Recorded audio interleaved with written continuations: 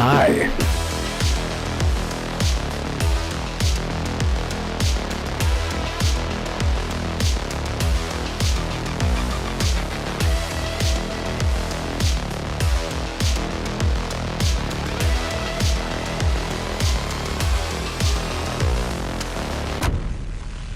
Interesting bit of news though about the Witcher 4 audio. Yeah, I mean, dude, we can get into that. Welcome everybody to the Renegade Realm. I almost said the Witcher Realm. I don't know what the hell I was about to say.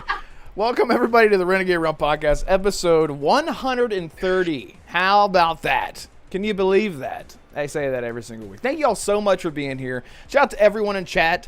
I see you guys. DeMarco. Andrew Cullinane, DeMarco. DeMarco says, Bethesda may have changed, but Skyrim hasn't. Buy it again. Do it. Buy it. Buy it. Todd needs you to buy it. Yes, do it. So, yeah, shout out to you. Shout out to Arrow Nation, K-Rock. K-Rock? Yeah. Game Adaptation? Sure. True 77, BT Maverick, Arcane. Who else is here? Swerve! What's up, bro? Yeah, thank you guys so much for being here. Sincerely appreciate it. And also shout out to all the channel members, Cold Eastwood, Hargeet Chani, Game Seeker, Highlander Grimm, Biff Rinaldi, and American Fury, and FarQ. Thank you guys so much. It means a lot. A real lot. Today, we got Ion. He's returning after I had him on, and then I said, I'm shutting the channel down. After that, I didn't do the podcast for 3 months. I was like, that was it. Go out on a high note, as I always say. So thank you so much, Ion, for being here, bro. For people who don't know you, tell people who you are, where you came from, and what's your address. Well, yeah, I'm Ion Storm. Cover all things news, reviews, and previews on my channel, Ion Storm. So go over and check it out. And yeah, just shooting a breeze with my fellow content creators on YouTube, and just the usual. Hell yeah, brother. Yeah, finding content to make. And sorry, shout out to Arrow Nation. Thank you so much. New channel member. Where's my sound bites whenever you Woohoo! There we go. That's a very lackadaisical woohoo. But thank you so much, Arrow Nation. That means a lot, dude. Seriously, sincerely, thank you so much. We need to get you in the Discord. And if you become a channel member, I want people to want to be in the Discord. I want it to grow. So if you're a channel member, you get access to the Discord. So I'll hit you up, Arrow. I'll get you in there. See, DeMarco says Ion doesn't like Assassin's Creed. That's all I know. Hell yeah. That's not including the 7 collector's editions that I've got hidden in a cupboard somewhere. You gotta. Well, that's the thing. Like, as you get older, your collector's stuff you have to have a special room for it. So that way only you can see it. You open it up, you're like, that smell of collection. They're all still boxed. They've never come out of the boxes. So I've got AC1. Yeah, I've got Altair from AC1, the white edition of AC2. I've got the Animus box, the ivory-looking box that you had like secret compartments in. Back when Ubisoft actually did half-decent collector's editions. Right. I actually have... Oh, shit. For audio listeners, I just went and grabbed a statue of Connor from Assassin's Creed 3. I stood in line. This is the $120 edition. I remember standing in line, waiting, and I told my friend Sean, if he's in chat, I told him, I said, I think they're out of those editions, and I already had it pre-ordered. Didn't know that I had it until I walked up to the counter, and they're like, "You had the collector's edition?" I was like, "Yeah, I guess I did." And I walked out with this huge box, and I walked past him. He's like, "Out of stock, my ass." I was like, I just went right home with it. Anyway, yeah, I have a lot of these statues. I don't collect them a whole lot anymore, but you know. The only one I'm missing is Odyssey. I missed the collector's edition by 2 weeks. They'd sold out of the collector's edition, so I was like, oh well. Right, I think Valhalla, I didn't go for the collector's edition. What my wife did is she bought me the gold edition digital, bought me the disc version, and Altair's replica wrist blade. Not Altair's. Ivor's wearable wrist blade. That's so cool. I'll have to dig it out of the cupboard. I'll have to. When I'm mount on it next, on the I'll wall, dig it out or just wear it all the time. I'll wear it on the street. Next time I'm on, I will wear the wrist blade on the street. You go to DeMarco. Just for you. Just for you, DeMarco. You go to a restaurant and they're like, "Do you need a knife, sir?" And you're like, "Shink, I think I got this." You're poking out with a plastic knife. Yeah, it's great. Dude, what have you been into? What have you been playing? Well, funnily enough, DeMarco's going to find this funny. I've been playing Assassin's Creed Shadows. I thought you hated it, though. Come on. No, No, Shadows, I actually think they did a really good job on. Story-wise, it's a bit meh. But the actual gameplay, they nailed the gameplay. Everyone just ignore Yasuke. Nobody cares about Yasuke. I play as almost exclusively as Naue. Yeah. Yeah, Naue, sneaking through the bushes. The only issue I've got is I'm 3 achievements away from actually getting every single achievement in that game, and there's a glitch in it. There's a glitch on the knowledge points, and I'm like, come on, seriously, Ubisoft, 3 achievements away. I've got like 90 hours in it, haven't even beat it.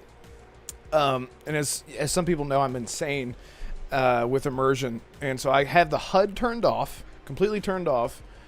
And it still functions because you're like, how do you even know? Well, whenever your health goes down a certain amount, you can see the vignette pops up. You already know your health is low. Just go ahead and heal. If you want to know where you're going, you hold down on mine. Mine is left on the D-pad to see your little path, and it's amazing. The game is it's one of the best dude. Ubisoft makes the best looking games. I don't care what anyone says. Like, love them or hate them. I've got it on Xbox, but I also signed up to Ubisoft Plus, and I streamed that on one of my videos. I did a comparison between the 4080 and the 5080 GeForce Now, and I actually connected to the Paris server, and I'm in the UK, so there's a bit of a distance, and it still ran at 19 ping.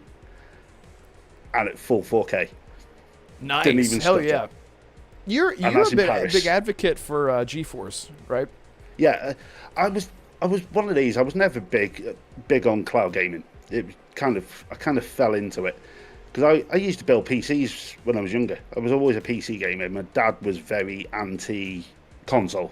You can't learn from a console. He ended up yielding, and I got a PlayStation. But it was a case of I was building PCs, and then I got to the point where you're like, when you start building a rig to play one game, then there's a problem. Right. You're like, I've just spent the best part of £600 to play this. Well, dude, like, I mean, we could have a whole conversation about that. Maybe we shouldn't because we'll go on tangent, but that's sort of how I feel about. I mean, the reason that I'm not a fan of the exclusivity is because I want to play all in one place, which is why people who own a PC they're sitting good, right? They're eating good, as the kids would say. But I'm not going to go out and buy a PlayStation just to play whatever Intergalactic or The Last of Us 3, whatever. When they come to PC, maybe I'll try them, but you have your home console or your home PC. If I just don't like jumping around, and I know some people are like, I love my Switch and I love my PC and I love my Xbox and my PlayStation. It's like, dude, I made a choice. I got to the point. At one point, it was during the 360 generation. I had my PC and I built at the time, obviously, tech then was minuscule on PC. You doubling up graphics cards just to get anywhere. Yeah. But I had a gaming PC. I had the Xbox 360. I still had my PlayStation 2. And I'm thinking, I'm buying PlayStation 2 games, I'm buying PC games, and I'm buying Xbox games. And I'm like, I can't afford this. It's too much, man. It's too much. Yeah. True 77 says, you and I play games very similar. Yeah, I'm so weird. And I'll slow walk everywhere. Look, I mean, the thing is, like, whenever I was younger, when it came to just playing games in general, I was that person that was like sort of skipping over cutscenes. I was just in it for the gaming. And the older that I got, I was like, I want to turn on a game, and that's the game that I'm playing for the next 3 or 4 hours until I go to sleep or whatever. And I want to be immersed in it. I don't want to be taken out of it. So that's why I take my sweet ass time in games. It's not applicable to every game. Like, I'm not going to go play, whatever. I'm trying to think of a game off the top of my, like Final Fantasy, for example. Like Final Fantasy 7 is coming to Xbox. Well, no, that's a bad example because I probably would play that with no HUD. I can't think of a good example. Chat, help me out. But you know what I mean. It doesn't work for every single game. Like, I don't need survival mechanics in a Final Fantasy game. Let's put it that way, because everyone knows I'm obsessed with that.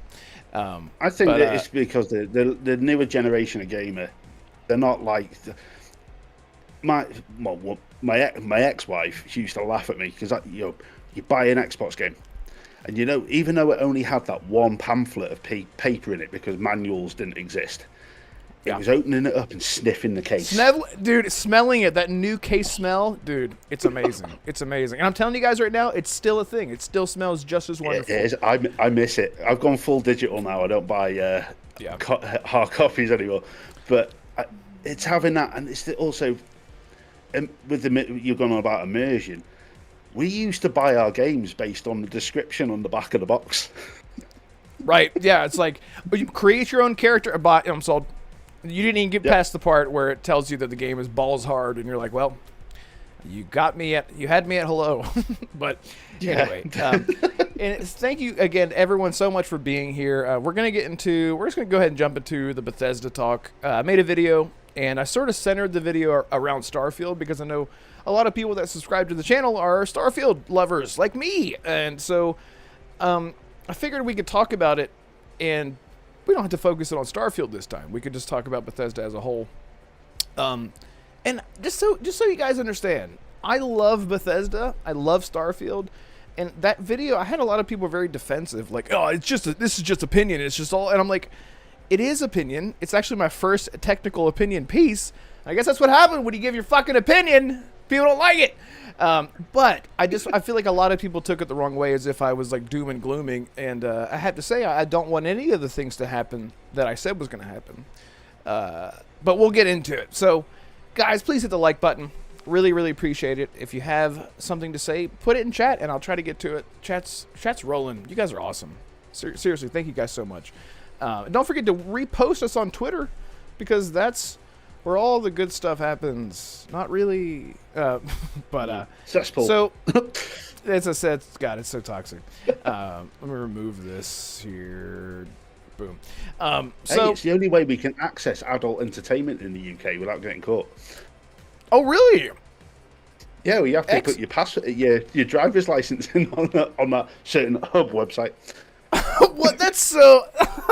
that could be a whole thing.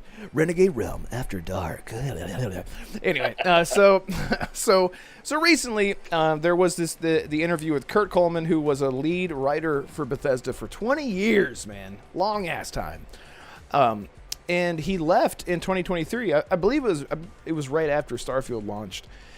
And he had a lot of things to say about Bethesda. And I took the way that I think it was just a written interview. I found another interview with him on, cannot remember the YouTube channel's name, but it didn't seem like they touched on any of that stuff, and it was sort of like a few months ago. I don't think it was the same interview.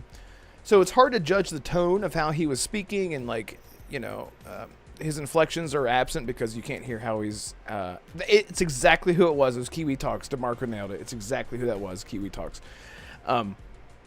But I took it, he talked about how over the years Bethesda has changed in terms of its scale, obviously. It used to be like the mom and pop shop where you would have a handful of developers, a couple dozen, and everyone was always bumping into each other, and it's much easier to communicate that way. And as the studio grew, it became much more difficult to have sort of a cohesive creative idea of what they wanted to do. He talked about how a lot of developers didn't really even know what they were supposed to be doing, because it's too many cooks in the kitchen, too hard to manage. And so I geared the conversation towards Starfield because right now they're focused on Fallout and obviously the Elder Scrolls 6. And I've heard from a lot of different people, I wouldn't say insiders, but people that know people that said that the amount of people that are working on Starfield right now is like a few dozen, maybe like 50 people, maybe not even that. And I think that's obviously that's due in part because Starfield, I mean, if you go look and everyone hates whenever you say, if you go look at the Steam concurrent player, and they're like, that's not a good metric, but that's all that I can find. It's around like 3,000. Like, I don't know what it is right now, but last time whenever I check every now and then, it's around 3,000 or 4,000.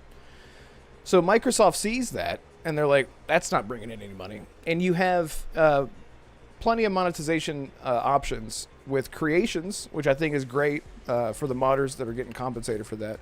I've actually spoken to a few modders. Shout out to Zone 87. He makes awesome mods. But I talked to him personally, and he seemed to be pretty happy about the monetization in general, how easy it was. Bethesda doesn't ask you if you want to monetize. You just go in there and submit the application, they review it, and then they say it's worthy or whatnot, right? So I say all that to say it's not bringing in money. So the focus right now is on Fallout, and obviously Elder Scrolls 6 has been in development for a long time. Some people say it's just now entering production, but I guess the conversation that I want to have after I just rambled is has Bethesda changed in a good way or a bad way? Like, I feel like, I mean, what do you think? Like, they have Fallout 76. They actually took time to turn that game around. It's a great game. It was very bare bones, needed a lot of work in the very beginning. But then you look at things like, is it a mismanagement sign whenever they announce the Elder Scrolls 6 7 years ago or something now? It's like 2018? Yeah. I always forget. Yeah, something stupid. Shouldn't have done it.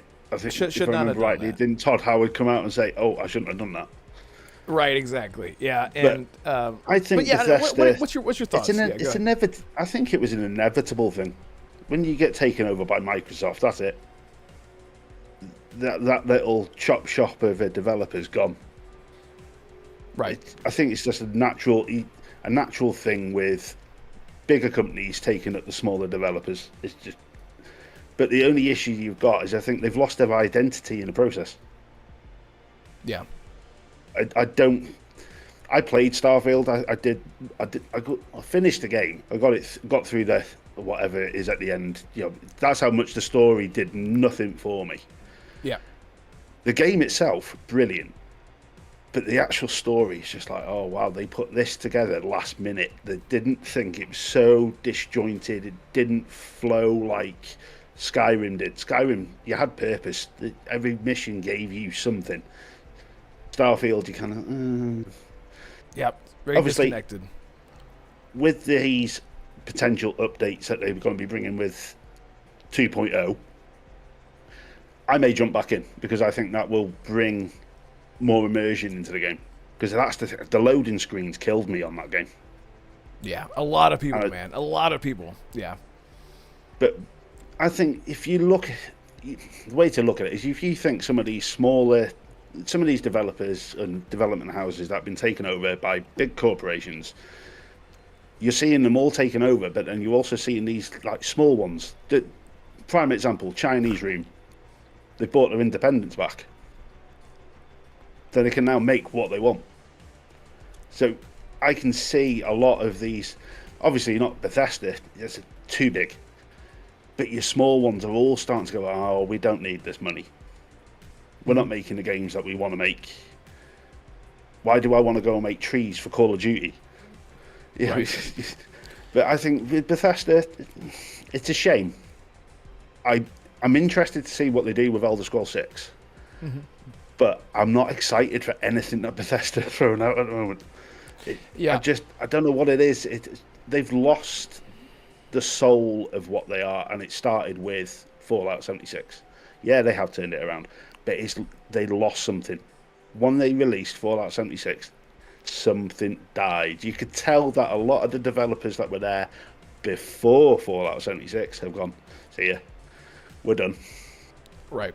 It's really strange because whenever you look at Fallout 7, and I think all the developers there are great, but whenever you look at the dev, what do you call them? Dev diaries, the deep dives into their big updates. It's sort of how... Look, guys in chat, I don't know if you guys watched the last Elder Scrolls Online dev diary or game update thing where they're all in front of the camera. Oh my god, they looked miserable, man. Like there was just they were just like, I'm just here to do my job and we're so excited about the next update. And with Fallout 76, that half of them were kids. Well, right, and it might be because I'm old. Right, I mean, and that's the thing. It's like, I always think about that too, man. I'm like, is this what getting old feels like? Where I just complain about everything and everything doesn't feel the same anymore? So whenever we look at things like the Fallout 76 update videos, like they have a ton of passion and whatnot for the game, understandably, but it doesn't feel like. And obviously, that's not Bethesda Game Studios. That's is that Maryland, Bethesda, Maryland. I believe, or Austin. No, I'm thinking Arcane Austin. Never mind. I believe it's Maryland. It just doesn't feel the same anymore. Like, the last time that I felt that was whenever we had that 48-minute deep dive into Starfield that I've watched 70,000 times. But then Starfield comes out and you're like, well, and I always defend Starfield for feeling different because of the nature of the game.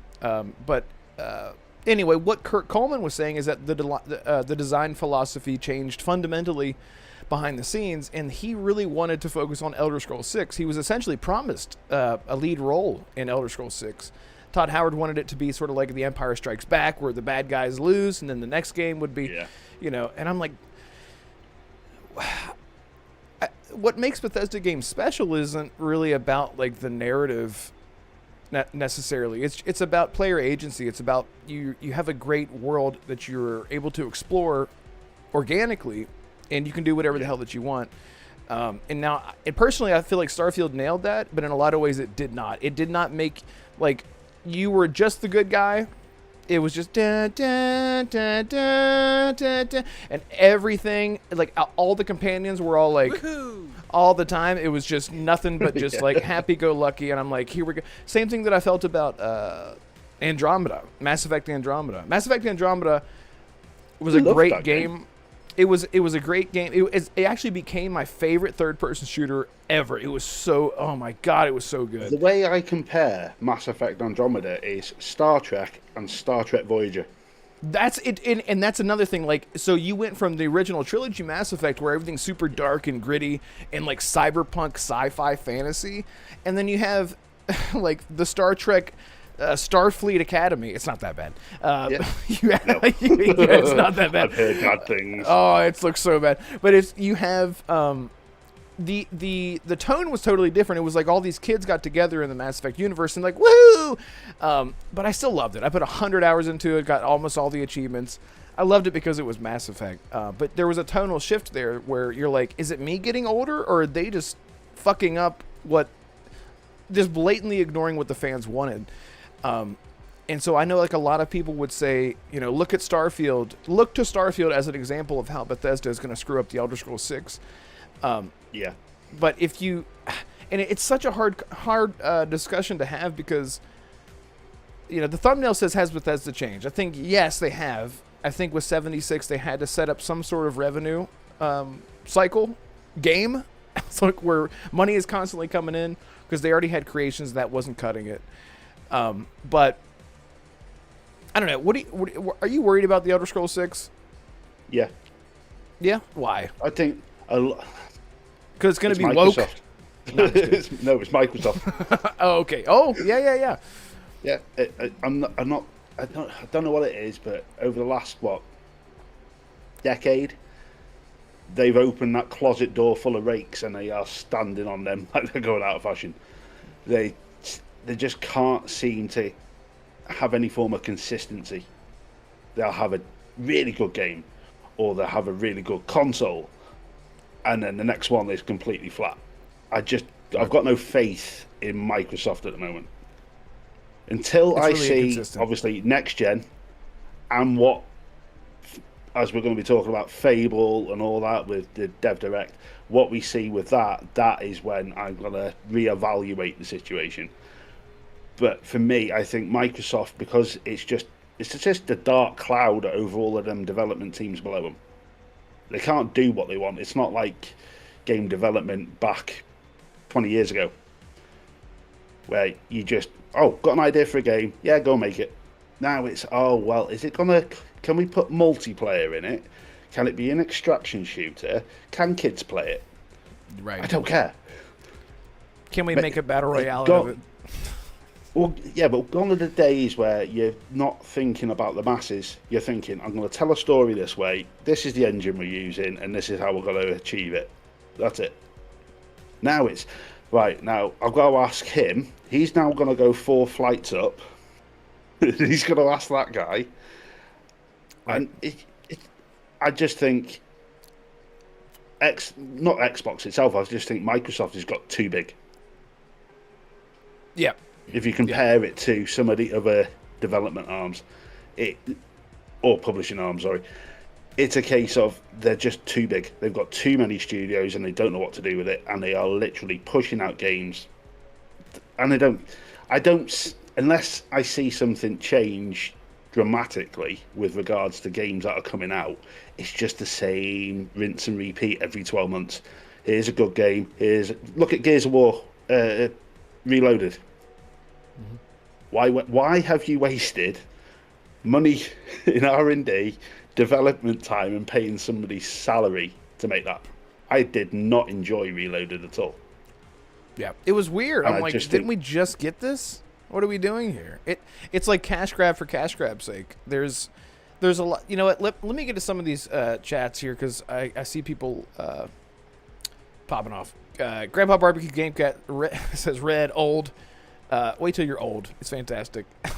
True 77. It's hard for me to role play with the dated stiff character animations dialogue, especially after experiencing Cyberpunk 2077. Oh yeah. Like I guess he's talking about Starfield. I think he's talking about Starfield. K-Rock, I enjoyed Andromeda. I did too. Fuzzy Tomato, good to see you, man. Since I've never been able to get through Andromeda, I just found it kind of boring. Yeah, that's fair. That's totally fair. DeMarco says, all the trends are pointing to dark fantasy. If Bethesda does another woohoo fantasy game, I think people will immediately be turned off. And it's funny you say that. I remember actually talking to you, DeMarco, and Jonas, executive producer, about when Oblivion Remaster got revealed, and a lot of the art was sort of like, is very comparable to ESO, and ESO is much more kid-friendly, much more woohoo kind of fantasy by comparison. I think just by the nature of the type of game that it is, it has to be sort of this all-encompassing, it's for everyone type game. But if they don't do dark fantasy, yeah, they have to. I mean, at least when you say dark fantasy, at least like Skyrim. But I totally agree with that. Bino Red Hood, good bro, good to see you, man. Where you been? Says Holy Guacamole Red is doing a podcast again. The world is turned upside down. Good to see you, my ninja. Yes, good to see you too. Hakuna Matata, my ninja. Thank you for being here. Let's see. Andrew Cullinane loves Andromeda. He says Andromeda is the best Mass Effect game. I thought Andromeda was awesome. Yeah, it was good. Still better than Mass Effect 3. Really? You think that? Oh, no. Okay. Well, yeah. Listen, we'll come back to that. That's all. It's going to be a whole thing. Oh, man. Okay. Drake Williams says the Xbox Series X is a great console, and the games are finally starting to release at a regular cadence. Yeah. And we only have 2 days, guys. We're going to talk about the Xbox Developer Direct as well, and Fable here shortly, too, so we'll get into that. King Fanman! Thank you. It's good to see you, man. Says Todd needs to get back to making games because he is a terrible manager. Yeah, it's like, what is Todd actually doing? That's another thing that we heard. Going back to Bethesda, that Kurt Coleman was saying that Todd Howard is much more hands-off. He's sort of just like the guy like looming around the office, kind of just... He's just a poster boy. It kind of seems that way. Like I would love for someone to ask Todd, like, what exactly do you do now compared to the last 5 years of your work, or compared to the last 10 years of your body of work? And I would love to hear what he has to say. If he would say something like, well, I'm sort of like an advisor of my own company now and let other people take the reins. A lot of people thought that Will Shen was going to be the next Todd Howard. And then he left Bethesda. By the way, he left Bethesda after Starfield, right alongside Kurt Coleman. So that didn't happen. But yeah, as studios get bigger, you sort of like lose that family dynamic. You guys know this. You guys in chat, you've all been there. You start working at a job, maybe it's like at a restaurant or something, right? And you have all these people there. You got your servers. That one girl over there is kind of a bitch sometimes, but then you have this other guy who's kind of like your bro. He's got your back. And then you're there for a few months, and you know who to expect. You know who you can trust and who you can talk to and confide into. You know which manager that you can go to and complain to. And whenever it gets bigger, it's sort of like... it doesn't feel like a family anymore. It feels very disjointed, and you sort of feel like you're just in your office, in your little bubble, doing stuff, right? And that can be fundamentally damaging, especially whenever you're in a creative space where people need to communicate. You want people to be passionate, rather than just, hey, did you get the email where I said I wanted you to make the bush a little more greener in the city of Hammerfell or whatever? And you're like, Got it. That's what I'll do. Thanks, Todd. Yeah. Let's see. Web Day, what's up? Thank you so much for being here, bro. He says, hit the like button. Do it. I need more sound bites. Got your ass. Anyway. Did you see the ones on my show, by the way? Did you hear the ones on my show? Yeah, that was great. Show? Yeah, that was great. I love the time Johnny. to kick ass, chew bubblegum. Chew bubblegum. Yeah, love that. Classic. I think the easiest way to describe how, especially with Todd Howard and Bethesda have gone, is like I work in food retail. And it's having your best mate you've started the job at the same time with. You've worked your way over like 5, 10, 15 years, and he gets promoted. Yeah. And all of a sudden, he looks down on you. He forgets. It's like almost like Todd Howard has forgot where his grassroots were. Yeah. Because all he's seeing is, there's my money. Thank you very much. I think the astronomical salaries that these developers are getting is the reason the industry is suffering. Because you're getting paid X, Y, Z a year. Well, just take another 12 months to make the game. Yeah. That is the issue. If you think when Todd Howard started making his games back in the day, he was getting peanuts for what he was making. Yeah. He was working hard. He was working hard and passionately. And guys in chat, don't think that we're like talking down about Todd. It's more about like compared to where he is.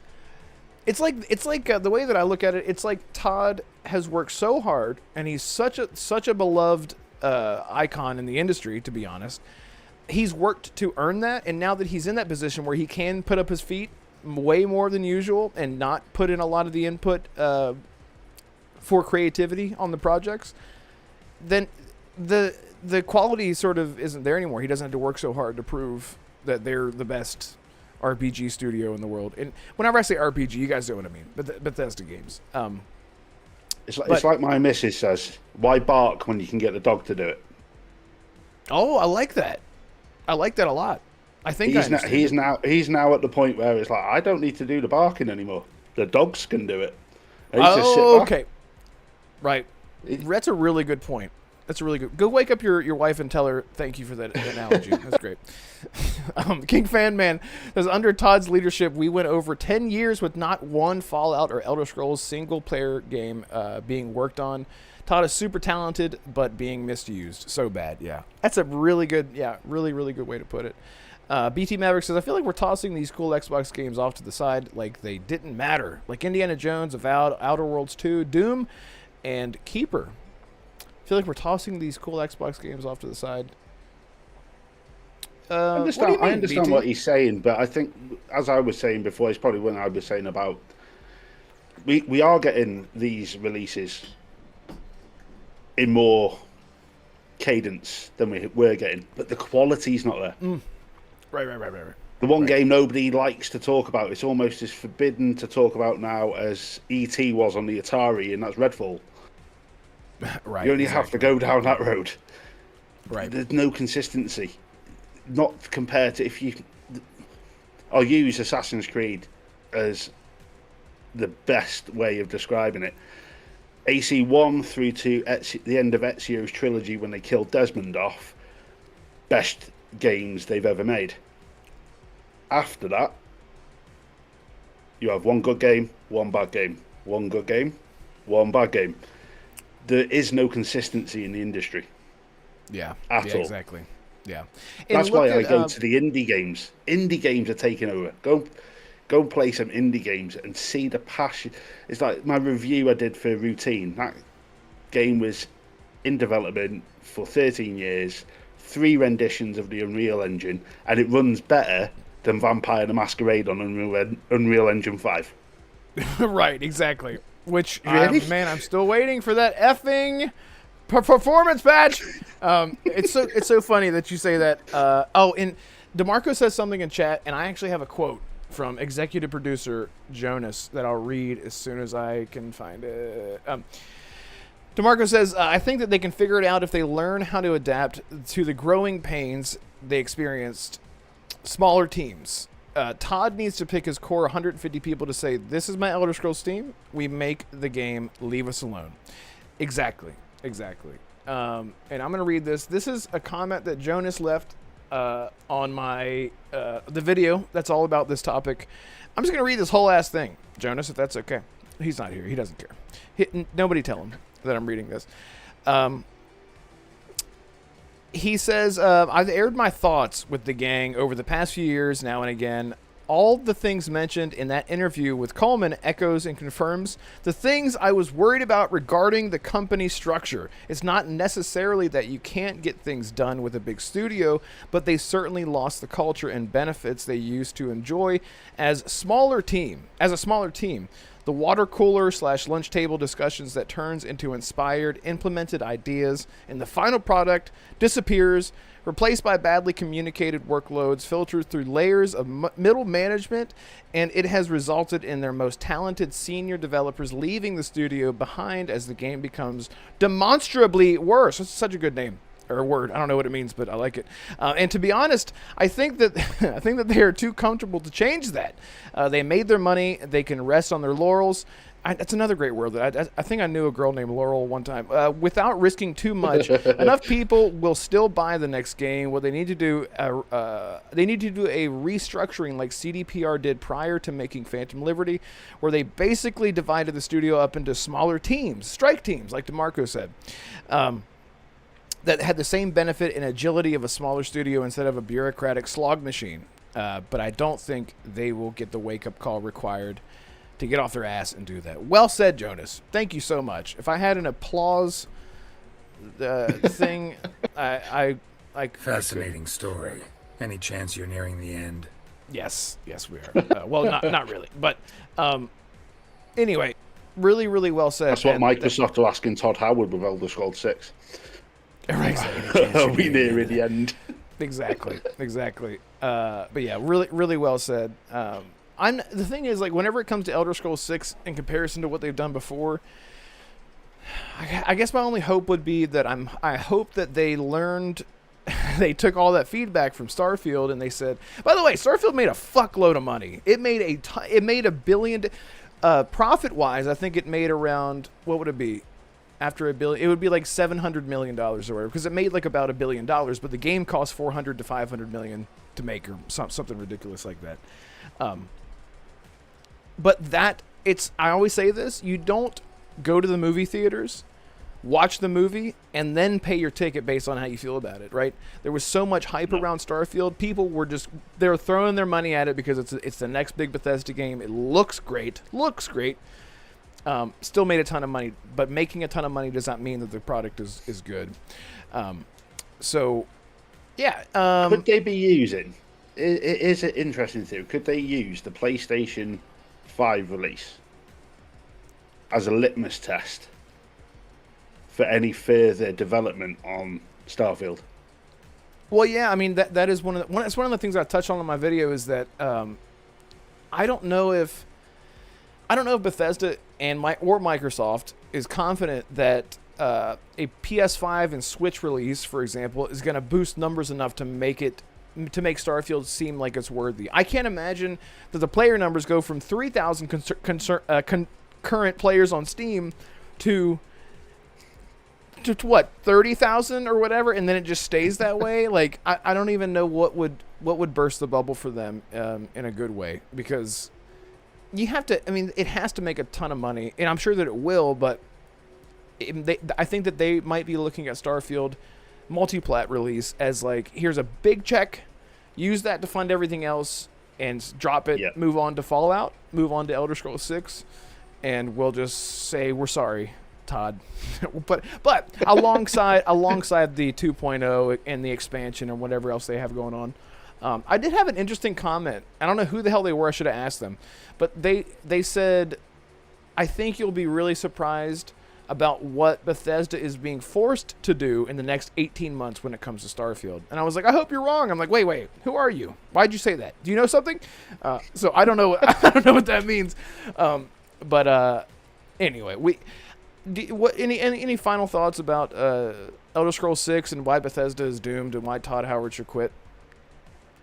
And grow some facial hair. Todd, grow some facial hair. Yeah. Yeah. Proper baby face, isn't he? I know. I think the other thing they can do is just go back and look what worked in previous games. Because if you think, especially with Elder Scrolls, most people don't go look at Oblivion as the bar that was set. It was Morrowind that set the bar for Elder Scrolls. Oh my god! And they need to go, right, we're not going to give you a story. There's the game. There you go. Have fun. Right, exactly. Go figure it out, dude. And it's exactly my point. Like, this is another thing. Bethesda needs to start allowing alternate start right off the bat. Don't make us wait for a mod for alternate start. If you really want us to be injected and give us 100% player agency, Starfield. Let's just say you start off. You can choose. I'm a pirate. And I have a rinky-dinky ship, and I'm on Aquila City, and like I have like 1,000 credits to my name. Or I want to start off in, let's say, the next Elder Scrolls. I don't want to be the chosen one. I'm a thief. I'm in the woods, and I have a bounty because I have been running or whatever. And alternate start mods do that so well, and they gotta do something with that. But Morrowind, to your point, it's literally like the same thing. Like, who are you? Create your character. Where do you come from? Blah blah blah. And then as soon as you walk out of Satanin, you're like, whatever the hell I'm gonna do. I don't know what the hell's going on. I don't know who the giant flea. I remember starting Morrowind back in the day, and it just dropped you in the middle of the swamp. You've created your character. You're like, where do I go? You're like, what am I? Yep. And then you walk up the road, and there's a guy like falling. It's a classic. I love it. Yeah. I think the game that's come close to that I haven't put a lot of hours into it because it's such a big game, but it's Elite Dangerous. Oh yeah. You just dropped in, and it doesn't even tell you the mechanics for the game. It just goes, go. Right. I remember trying Elite Dangerous, and I trying to dock in the. I don't know how the tutorials changed, but I tried to dock and just smash into the ship, and I was like, I don't know what the fuck I'm doing right now. Like, I bought a flight stick for that game. It's in the cupboard up there. I think I've used it twice. You know, I've heard people using ACG actually talks about this. Carrick from ACG, he talks about using voice attack with Elite Dangerous, because there's so many controls, like you're controlling with your joystick. Let's say you're flying, and you can say like launch all missiles, and voice attack it'll just do it for you. I'm like, that sounds so cool. Man. I would love to see that. I don't know if you remember. Do you remember was it Bridge Commander? Star Trek Bridge Commander. The VR game? Yeah. No, not the VR one. It was the first person, and you were in charge of one of the starships. Kirk made an appearance. Picard made all through the story. No. And they actually developed. Do you remember back when they used to go all in with controllers? So you'd have like that mech game that came out for Xbox, and you buy the big mechs. Yeah, you have that big rig out. They did exactly the same for this Star Trek game where you had all of your buttons and dials. Oh my god! So you feel like you're sitting in the chair, like boost thruster shields or whatever. Fuck, I'm not a Trekkie, but yeah, I totally get you. But they need that's where the industry needs to go back to. Be inventive, do something different. Right. Let's see. Game Seeker, what's up, bro? And I'm sorry if I haven't shouted anyone out. And King Fan Man, I apologize for swearing. I apologize. Hope I didn't offend you, scare you away from the show. I won't say. Don't go on Madcast if you don't like swearing. Right, exactly. Let's see who. Sorry, they're talking to each other. I apologize. Arrow Nation says these companies need to start having internal teams to grow as the company grows, so it's not just a hodgepodge of people being shoehorned into holes. An ongoing project. Yeah, absolutely. Grandpa Barbecue Game Cat is. I think psychologically, Game Pass has destroyed the games. It's like there is no value to them anymore because you're not buying them, dude. Preach, brother. I've been saying this for years. When no one has a vested interest in anything, it's the same thing. Like whenever someone gives you, like I've gifted hundreds of games to people over the years. Nowadays, I don't do it as much unless I know that there's a slight interest where someone goes, I thought about picking that up. Is it any good? I go, I'm going to buy it for you. Not just, I'm going to buy it because I want you to love it as much as I do. And then that person goes, I would have bought it if I felt that way. I didn't have any interest. That's why I didn't buy it. So Game Pass definitely is that. It definitely feels that way where it's like, it's on Game Pass, I'll try it out, right? And then you see on Twitter and all the toxicity about no one buys games anymore. And it's like, people do buy games because not all games are on Game Pass. But if you don't have a vested interest in anything at all, it doesn't have to be video games. In anything, you're not going to put forth the effort. That's why I like to buy games that I'm excited for, even if I'm not 100% sure that I'm gonna love them. For example, recently I just beat Alone in the Dark, like the remake with what's his name? Is it any good? Let me just say, there's a reason that studio shut down completely after that game came out. Because I really wanted to love it. I was like, this is going to be like old school, like, 40s or 50s or whenever the game takes place, maybe even earlier than that. And it's got what the fuck's the guy's name? Trat, help me. Who's the guy? Is it David Harbour? David Harbour. Thank you. Yes, him and Amelia, what's her face from the thing. It's a great description of the actress. But anyway, I bought the steelbook for that. I bought the physical edition. Because I was like, I'm gonna vested interest, and I did. I beat it, and let me tell you, after about 4 hours, I was like, man, this is just not really hitting it. It's so disjointed. It felt like a lot of different teams had different ideas. Like they didn't have a cohesive idea of what it needed to be. And after you beat it, you're like, I don't know. It was just weird. But I had a vested interest. If it was on Game Pass, after that first like 2 or 3 hours, I would have been like, sir, this is a Wendy's. I don't need to come here all the time. I think I'm done with this. But anyway, that was a great point, Barbecue Game Cat. Really, really great point. I think the way that I use Game Pass is I will have, over the course of 12 months, you will see what games are coming out with Summer Showcase, all the developer directs and all that stuff. And I'll pick key titles, right? I'm buying that one, I'm buying that one, I'm buying that one. Yeah. And then I'll stick everything else on a wish list. And 90% of them drop onto Game Pass. So it's just like, okay, I'll just save myself 20, 30 quid. Hey ho, I get to try it. And then it means you can dabble. If you're just playing with Game Pass and you're not purchasing, then you're not actually gaming, if I was to be perfectly frank. You need to still have something where you go, it's like Resident Evil Requiem. I am buying that day one. Yes. I'm not going to sit back and go, I'm going to wait until it drops on Game Pass in 12 months' time. No. But there's like certain games, it's like they've just announced the game's dropping on Game Pass this month. That Indica, I think it's called, where you play as the nun and your companion's the devil, and it's set in like an alternative 19th century Russia. I was going to buy that. It's dropping on Game Pass. I've just saved myself 20 quid that I can put towards another game further down the line. Right. So I think Game Pass, some people, it's like Marmite. You either love it or you hate it. But if you use it correctly, you can make something nice out of it. Well, mainly not Marmite. I hate the stuff. Wait, what's Marmite? We had to stop on this. Marmite, what is the equivalent of in the States? Is it like molasses? Is it like a syrup? It's like a vegetable extract. Okay, so it's like an oil. No, it's like a brown sludge. I've actually, because I've got family in the States, and I can remember my dad telling me that in the late 60s they went over and they took over a jar of Marmite, and my uncle, God rest his soul, I never met him, passed away before I was even a twinkle in my dad's eye, said he wouldn't even bed his roses with it. It was that bad. Okay, gotcha.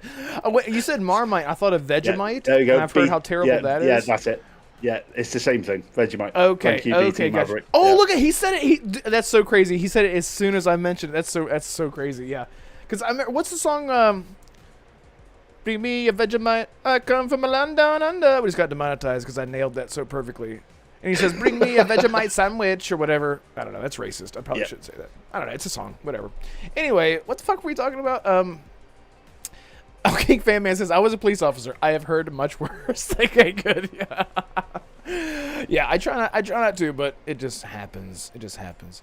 Let's see. Space Sweaties. Thank you for being here, bro. Appreciate you. Says every time Bethesda tries to implement survival mechanics, the old school player base either ignores them or cry bullies them out of game. 76.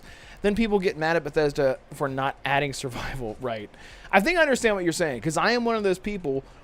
For example, Stalker. If anyone here is watching because of my Stalker videos, I'm not complaining. I'm always just asking GSC Game World to add co-op. Add a co-op mode that's separate from the single player, where it's PvE. Now, I don't care about PvP in a Stalker game. I can't tell you how much I don't care about that. And I have these people, the community. I love the Stalker community. People are like, that's not the way the game's meant to be played. That would ruin the game. It would put them in a position where they would never. It's absolutely. And I'm like, dude, no one's gonna force you to play that way. It's the same thing with the third person cyberpunk thing, right? I'm like, give us optional third person. Like, it wasn't meant to be played that way. I don't know why all the trolls are just gonna sound like this all done. They sound like Randy Savage. It's optional, right? It's optional. You don't have to engage with it. But yeah. I hope that the Elder Scrolls 6, it better have survival mechanics. I will shit everywhere. I begged Bethesda, like every single week when Starfield came out, please add survival mechanics. And they finally were like, here, there it is. There you go. You got to eat every 30 minutes. Yeah. You got to drink everything. Are you happy now? I'm like, yes, I am. So dumb. But it's so good. I could go on a whole tangent about survival mechanics. But anyway, let me see. BT says, imagine if soy sauce was a salty paste. Oh, that sounds wonderful.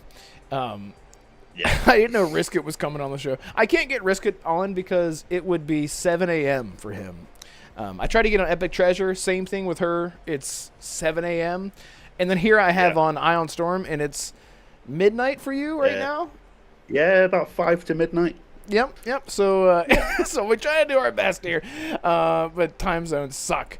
Let me see. Arrow Nation says we need more of these blatantly perfect for co-op single-player games to release as co-op games. Single-player is great, but good co-op games are much needed. I think the issue with this, and I understand what you're saying, Arrow, I think whenever games have a co-op mode, they become too focused on co-op, so when you do play them single-player, they feel disjointed. It's sort of like... think of like the old school like Left 4 Dead games. You can play those single-player, but while you're playing it, you're like, man, I wish I was playing with somebody right now, right? Like imagine, if you will, Starfield. It is Starfield. You're playing it. You love it. And as a single-player game, it's great. If you love it, it's great. Let's say it's Skyrim, right? You love a game so much, you're like, I want someone to be here with me, sitting in this inn with the fire crackling beside me, sitting with me, talking about where we're going to head to next. But I'm alone. And I have to role play that, right? It's optional. Yep. It's optional. So, but I totally understand what you mean, Arrow Nation. Totally get you. Anyway, so you're British, believe it or not. Where in Britain? Where in the UK are you? Are you in Wales? Yeah, Wales. I nailed it! Holy shit! Look at that! Wales. I wailed it. That's because I was like, I think I understand. I think I get his accent. I think it's Wales. I'm trying to learn. I get told by people. I'm originally from southern England. My parents moved to Wales when I was about 5 years old, and I've been told I don't even have an accent. Nobody can actually tell where I'm from, because I'll have people that are in work and they go, I did it. Are you from Manchester? You're like, no, because I live in a part of North Wales which is like, it's about 40 minutes from Manchester, or 40 minutes to an hour, but then you got 30 minutes to Liverpool, and they all come here to holiday. So can you imagine the upbringing I had? You were all over the place. You got a load of scousers robbing the 2p machines in the arcades and stuff like that. So yeah, my accent's kind of, it depends on who I'm talking to and what I'm talking about. Some of my accent may change. 100%. But yeah, it's sunny North Wales in the UK. So I'm about 4 hours from London. Okay, guys. Triangulate his position. We'll send him a care package now. Well, you've been to Manchester. Yes. Have you ever been to Albion? Oh, yes. 3 times. Third one wasn't particularly my best trip to Albion, but I can't think of anything better than kicking chickens. Wonderful. Well, let's return to Albion. Let's talk about Albion right now, because I have never... Yeah, I've been there. We're talking about Fable now, everyone. So, King Fan Man says, glad I don't have an accent. King Fan Man, I don't know if I told you this. I'll dox myself right now. I live in West Virginia, where Fallout 76 takes place. We need to have a conversation. So you'd think that I would have an accent similar to yours. I moved from Maryland when I was 5. So I'm still a Yankee, I guess. But... Anyway, love your accent, King Fan Man. He is a Southern boy all day, every day. I love it. Yeah, I've got family in Georgia, in Atlanta. Oh, really? Okay. Damn, yeah. In the city. Oh, man. Yeah. Oh, shit. I've been there. I've been there twice. Amazing city. Amazing. Man, cities these days scared the shit out of me. I'll tell you that. Woo, boy. It was a culture shock from coming from the UK. Right. Here's Georgia. You're like, where do I? Yep. Arrow Nation says we're neighbors. Where are you from, Arrow? I'm curious. What's your address? No, I'm just kidding. Anyway, let's talk about Fable. So Fable, we're gonna see Fable in 2 days. Speaking of big open world RPG games, He said, I'm coming this spring. Well, we'll have to talk. I saw your post about that, King Fan Man. Anyway, sorry. Fable! So that could be taken completely out of context, that King Fan Man. It could absolutely be. I mean, he has kids, I believe. Anyway, so Fable... That's how we got them. Fable was supposed to... Exactly. Fable was supposed to release last year. Got pushed, and we haven't seen a lot from Fable. We're finally going to get a deep dive. We kind of touched on this last week whenever I had DeMarco on. I'm curious. Let's jump into this. I'm going to ask you, what do you want to see personally when it comes to Fable? Is there any like feature that you're that we haven't been shown? Any like character stuff, like the main character stuff? Anything that you want to see from Fable to like? I think I fall into the majority of every single Fable fan out there. Give me a male character. Yeah, I knew. That's literally why I asked. That's literally why I asked. Because I think that the issue that I have with RPGs, and God, I'm such a broken record, is if you're going to call it an RPG, we should have agency with being a male or female, because that's how the world works. There are 2 genders, believe it or not. And in the Fable games, they would usually they would just, I think all of them, they would just give you a male or a female. They're set as far as like their facial structure, the facial features and whatnot. But you could customize their beard, and you could get scars and stuff like that over time. If they gave us something like that, that's great. I don't need a full character customization. But whenever it comes to RPGs, you do want to inject yourself into the experience as whoever you want to be, right? Yeah. Dude, so many of my friends, Mag, Colt, they prefer to play as female. It's just it's just how they want to play. Dude, I don't know. It's the same thing. Like I don't like, and then the typical excuse that you hear is I don't want to stare at a dude's ass the whole time. It's like, okay, whatever. It's fine. You can do whatever. You can stare at whatever you want. I'm not gonna judge. I'm starting to get worried about them too. I really am. But it's funny. A friend of mine is the same way. He always makes female characters, and I'm always like, why do you play as female? He's like, well, because they have like a smaller hitbox. I'm like, excuse me? And they're like, well, because they have a smaller they have a smaller frame. So whenever you're being shot at or trying to hit, you're smaller. I'm like, this is the weirdest. So anyway, I say that to say everyone has their preferences and their reasons. But I've got nothing to say to that. Yeah, I just that was a Freudian slip. I did not mean it the way. Wow. Anyway, fat shaming and gaming. Yeah, exactly. Oh my god! It's got to have a 20-inch waist. I don't do anything above 20 inches. Right, exactly. Controllers or no? I don't know. Oh my god! I want to grab this. I'm right down the road from Atlanta. Says Sinistra J. My accent is very southern. Yes. Yeah. Tyrone says facts. I want to play as a male character. Yes. Let's see. BT Maverick. I'm definitely playing as a female character from the trailer. Yeah. Oh, look at that. What the hell? Wait, hang on. There he goes. Can you hear me? Okay, as long as you can still hear hear me. I don't know what the hell's going on. This happens at least once per show. It's wonderful. It's my favorite thing. I had noticed. Love it. Yeah. Anyway, yeah. Hey, you're not as bad as Gaz. You're not as bad as Gaz. At least yours is plugged into a power supply, and Gaz is still running on batteries. I don't know why. I don't know why. I wonder what camera Gaz uses. Well, I guess he would have to be. No, he has a gimbal, so he's got like a. I have a Canon. It's a Canon. I'm using an R8 right now, because that is my line of work. I have to use those.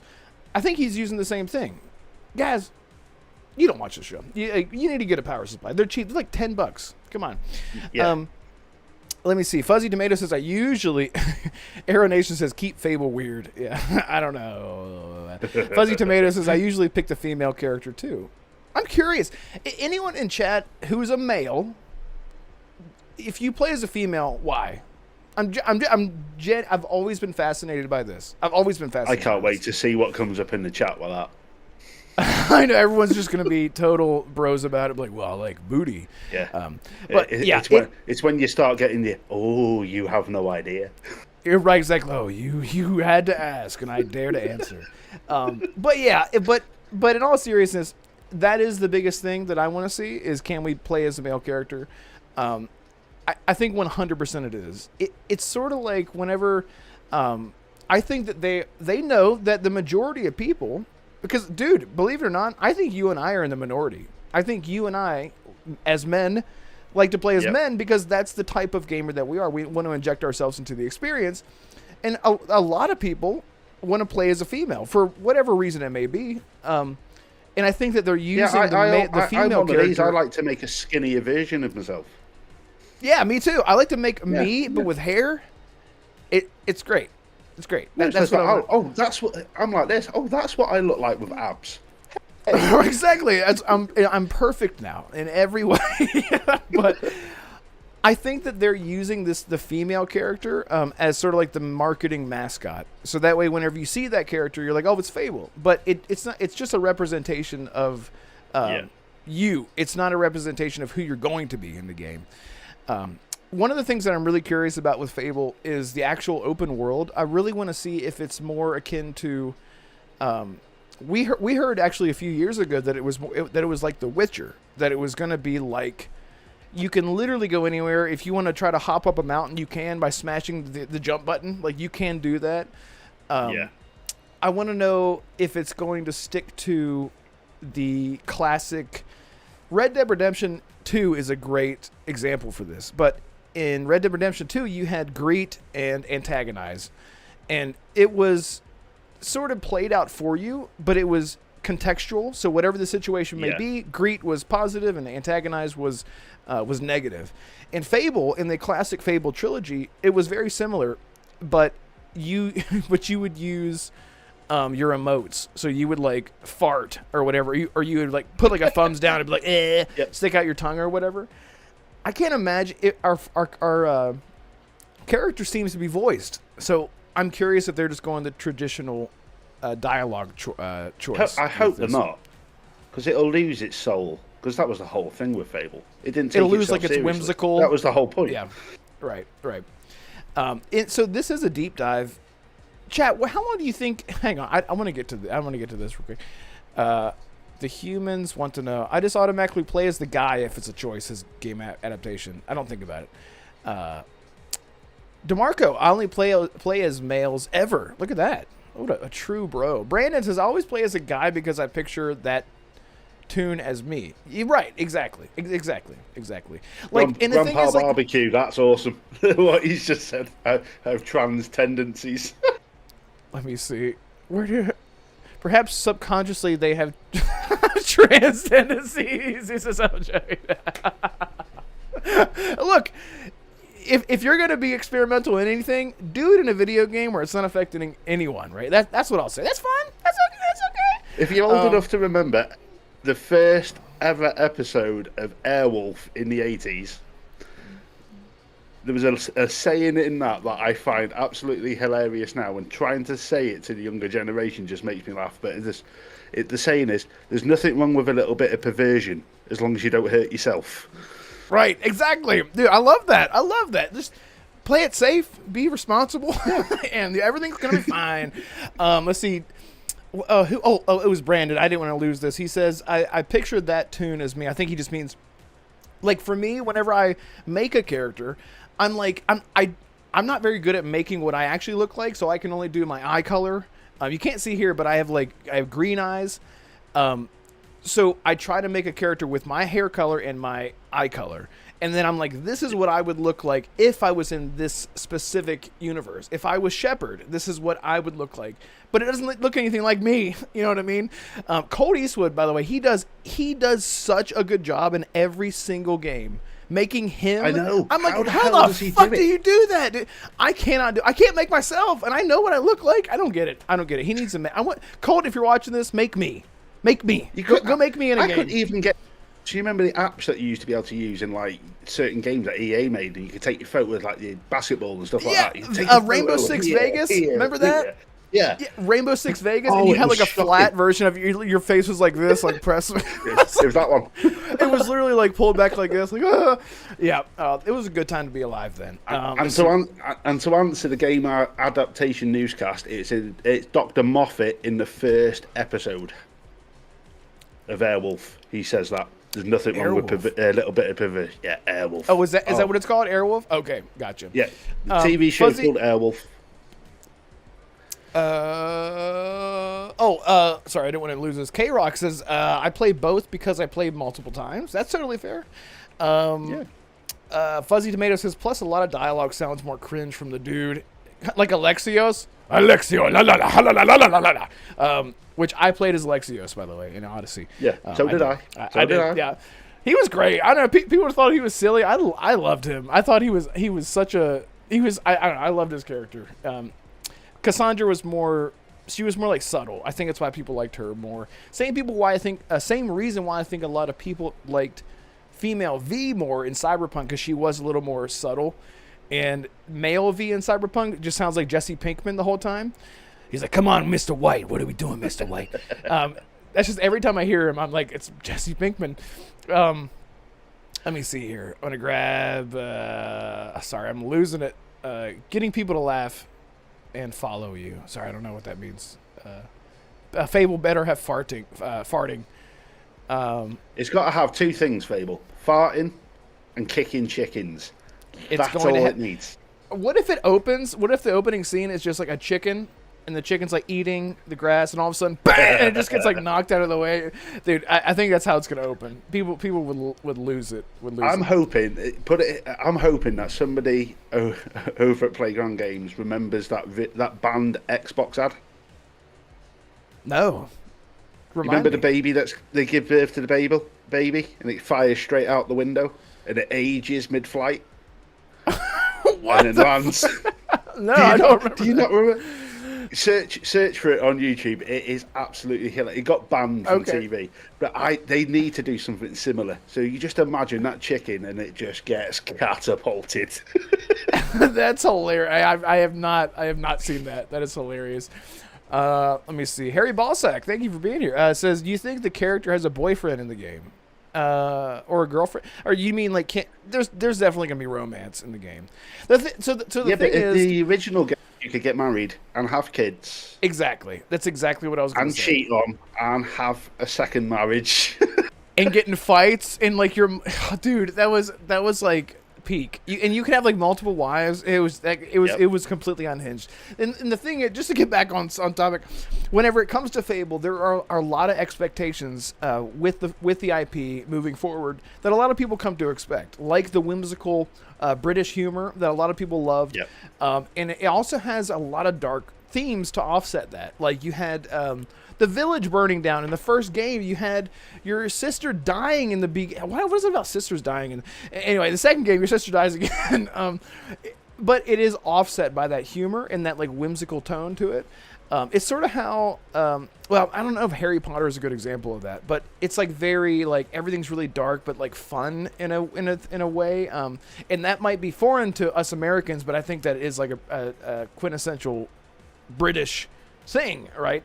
With humor. Yeah. I don't know. Can you speak on that? Is that just how British humor works? Yeah, but speak for all Brits. Well, I can't speak for all Brits because some of the generations over here, as they like to say, a bunch of snowflakes. Yep, but indeed. The old school, the old school British humour is very dry, and if it can be insulting to some and funny to others. Yeah.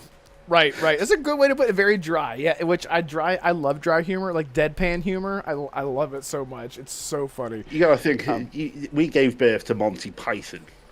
Oh, that's true. Dude, I've only seen bits and pieces of that, and it's a masterpiece, I've heard. I need to just watch it. If Holly That Blue Number was here, she always is like, what the fuck is wrong with you? You need to go watch Monty Python. Yeah. I'm like, I know. I've heard it's amazing. Sorry. You need to search for a song that Monty Python did. It's called I'm a Lumberjack. Okay. That just sums up the level of British humour. It's absolutely hilarious. Okay. But I think the humour in this game needs to be at that level, and that is the bit I'm worried about. Is it going to lose that humour? Right. Because from what we've seen, it's very serious. Except for a few little jokey quibs or looking at the camera a certain way in a cutscene. Right. I need to see more. Yeah. How do you think the dialogue is going to be? Do you think the dialogue in Fable is going to be like The Witcher? Just straight up, just well, like I guess in terms of like the aesthetic, do you think it's just going to be choose a line of dialogue, maybe with like some symbols here and there, like alongside the dialogue to show what kind of tone? I think it'll be around the same. I think they're going to go down that road of having it very much either Witcher or Mass Effect type. Mass Effect, yeah, exactly. Yeah. Let's see, someone in chat I hadn't seen before. Oh, Jesse James says the last combat gameplay trailer looked janky, like stop motion. Is it going to be like that? No, it's not. It's gonna be like The Witcher. Is it gonna be janky? No, it's gonna be like The Witcher, janky. No, I don't think so. It is being compared to The Witcher, I guess, with people with rose-tinted glasses. This is coming from the biggest Witcher fan in the entire universe. It doesn't feel janky to me. I don't know. That's just me, and maybe that's just years of patches. But I think it's going to be much more akin to modern day action RPGs. With the RPG elements obviously sprinkled throughout via skill trees or whatever we're going to get. You know what I'm curious about? I wonder if they're going to have where whenever you kill, this is another like Bethesda thing for all the Bethesda fans here. One of the great things about Fable is that depending on how you defeated an enemy, you would get certain types of experience. So you would have strength, will, which is magic, and agility. So if you killed someone with a bow, you would get agility orbs. If you killed someone with a sword, you would get these blue, I think it's blue strength orbs, and so on and so forth. Kill people with magic, you get magic skill points. In Bethesda games, whatever you're using, that's how you're improving it, by using it. I hope that they continue that, because that is such a great. I love that so much. Even Starfield does it pretty well with get 50 kills. I didn't like it as much, but it's like get 50 kills with a handgun, and then you can level up your handgun. I hope it's not just like I leveled up regardless, and then now I can just make myself better at using a bow. I'd rather use the thing and then get better at it. I love that organic leveling. It's so good, man. Very much like Kingdom Come Deliverance. Yes, Keep exactly. Using the sword, and you get better at the sword. Yep, exactly. Or you almost break your controller trying to learn how to lockpick. Oh God! Don't even get me started. The first game, I wanted to cry. That was by far the worst lockpicking mechanic I've ever had to do. And apparently, it's still horrible. But sorry, go ahead. Oh, but no, I think the one thing I'm worried about is Playground Games. They've never done this before. That's the bit that scares me. Let me tell you something. This is why I'm not scared. When we had the Killzone developers, all they had ever done was Killzone. They had all it was first-person, futuristic, post-apocalyptic military shooter, right? They were stuck in that bubble for so long. They had to be burnt out creatively, right? So then they said, F it, we're going to make a third-person, open-world game with a female protagonist where you're fighting robots, and that's Horizon Zero Dawn. And they knocked it out of the park. And I feel like whenever you have a studio that's sort of held in a corner creatively, eventually they're like, I'm going to break out and do something else. Oh my God. You know what I would love to do instead of making the 50,000th tire texture? I want to make a person. I want to make a person look good. I want to that's why I'm really excited about Fable from Playground, because they're such a passionate team. They don't miss. From what I'm not a huge Forza fan. I'm not a huge racing guy to begin with, but I feel like whenever it comes to a studio with that type of pedigree, and a studio that's been held down to strictly racing games, now is going out to do a third-person open-world RPG, and it's Fable of all things. That's the only reason that I'm not worried about it. Not that, because I'm not like, what are they going to do? The racing guys, they've been needing to get out of their creative bubble, out of their creative corner for a long time. Yeah. I can see that. But it's still one of them. You're still kind of like, really? And I remember feeling that way about Guerrilla Games, again, with Horizon. I was like, the Killzone guys doing it, this is going to fail, and then sure did. Yeah. But you never know. You never know. Yeah. Let's see. We'll find out on Thursday. We will find out on Thursday, exactly.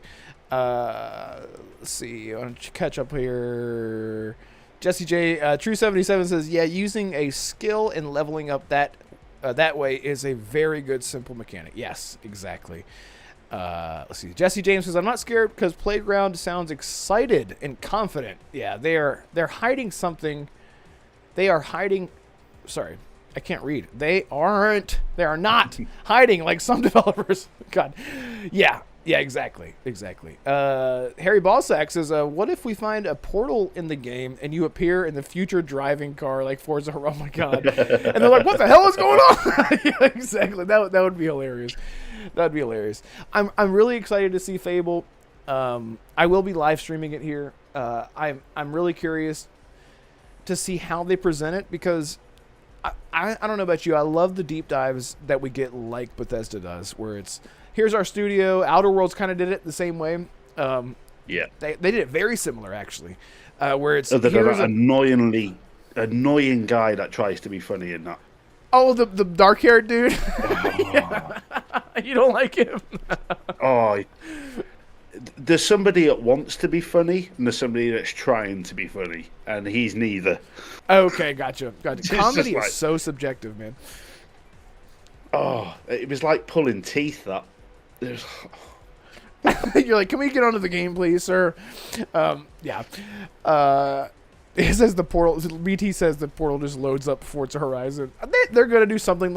You're gonna like walk into a cave, and there's gonna be like a little toy Forza sports car sitting there, and you'll be like, "What's this?" I don't know. He throws it over the shoulder or something. Wait until they do a tie-in with Forza. They're gonna do something like that. They have to do. There'll be something in Forza. Yeah. Horizon 6. There will definitely. There's gonna be liveries for your car. Fable. Or it's gonna be like they find like they're creating a new kind of car and they call it the Fartza.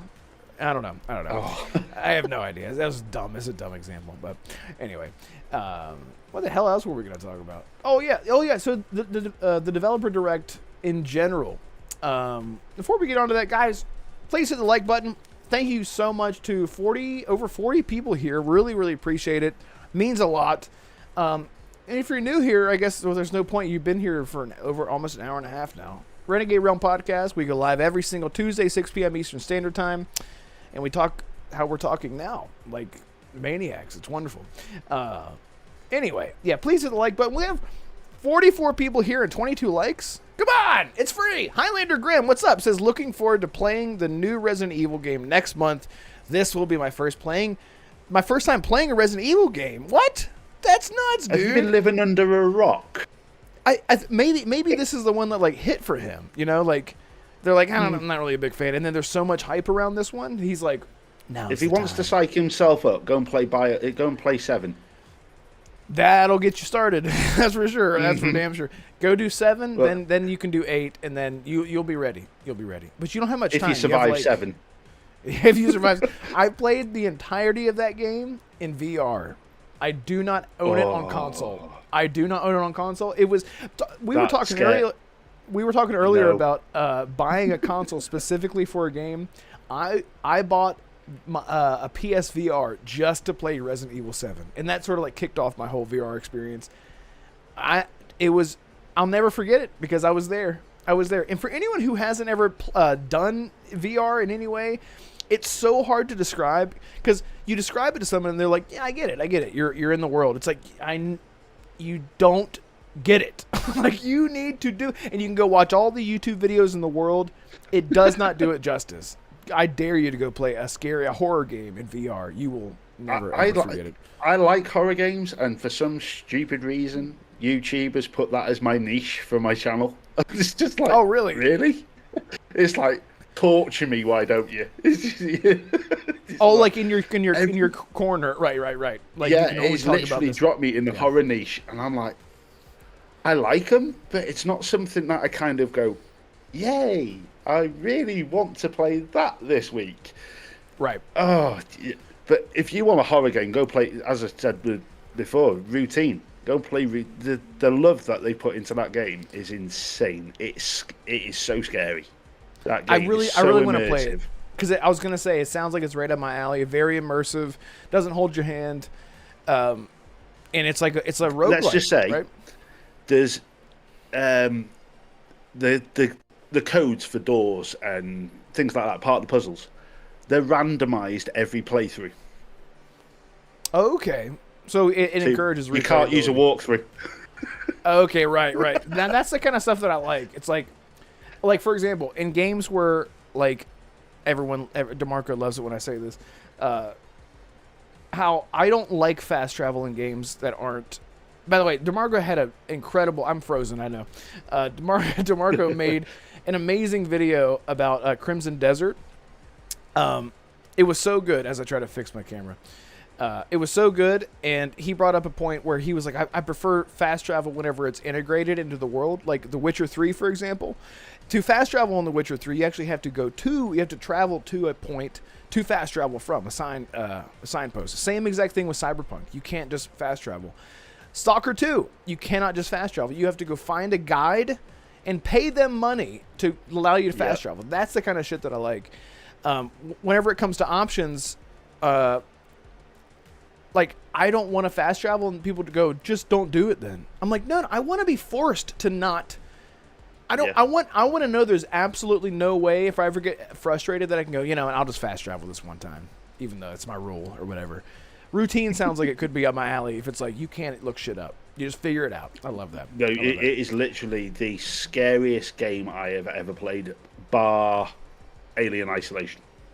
Okay, I've heard a lot of comparisons to that. That's how, but the level of detail in Routine this is how scary. It's a small team. You're squeezing yourself in a spacesuit through a vent, and you can hear your spacesuit squeaking on the metal. It's just like, what? The level of detail's nuts. I love that. No, I'd recommend if you want to change your shorts, go and play Routine. I gave that a 10 out of 10. I will absolutely have to check it out. Shout out to Arrow Nation. Thank you so much for gifting a channel membership. Gave it to BT Maverick. Look at that. Thank you so much. Appreciate you, man. Yeah, BT Maverick, you got it right there. Still wakes the deep as well. Got your ass. All right. Let's talk about buttered sausage. There we go. Haven't played that one in a long time. That's all Gary Busey. Let's see. Jesse James, I like how RDR2 does fast travel. Set up a camp. Yeah, exactly. Love that kind of stuff.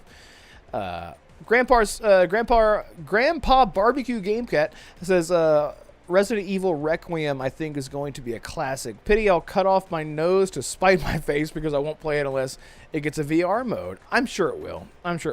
And there's so many mods, like especially if you have a VR headset for PC, like an Oculus or something.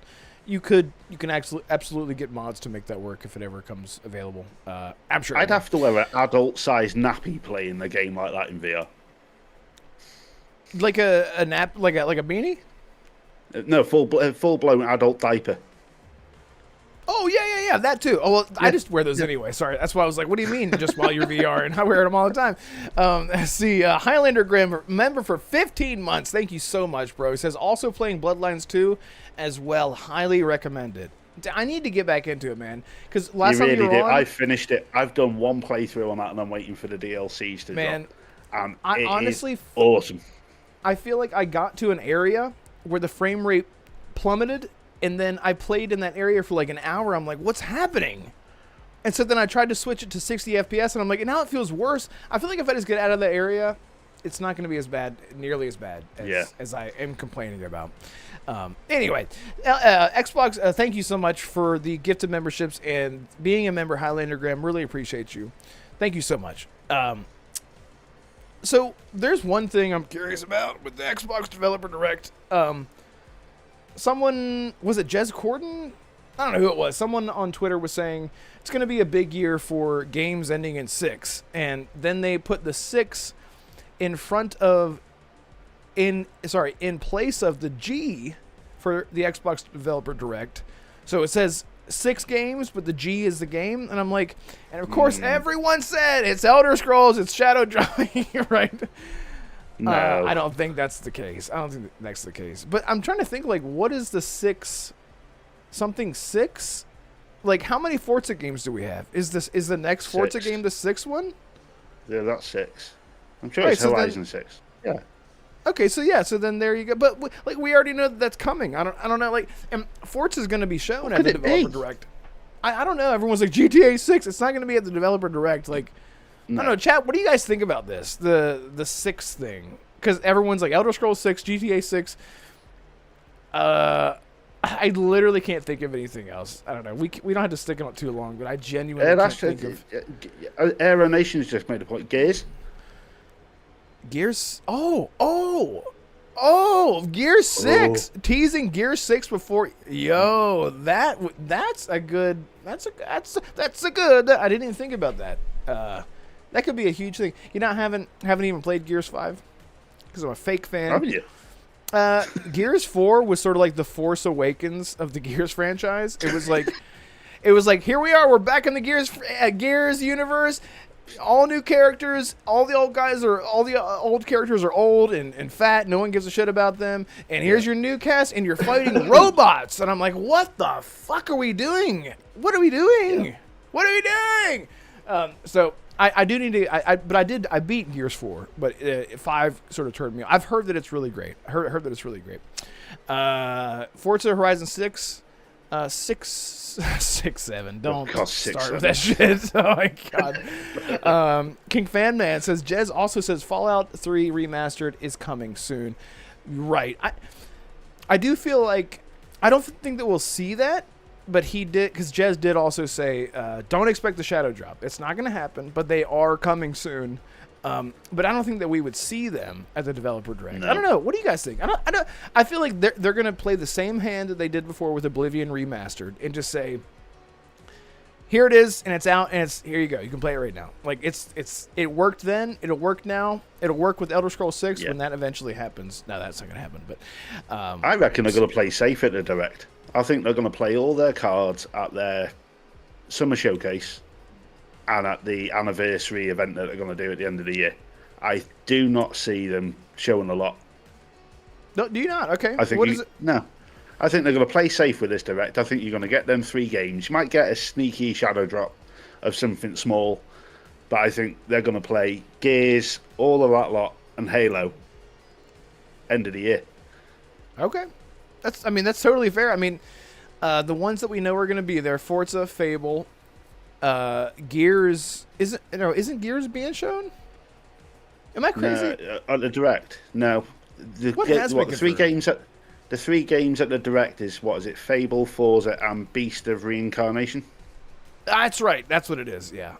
Do you have any interest in that game? That looks cool, considering that's been developed by the guys that did Pokemon. Right. That is the most important. DeMarco says it's the Xbox 6. DeMarco says it's the Xbox 6 coming out in 2026 with Elder Scrolls 7.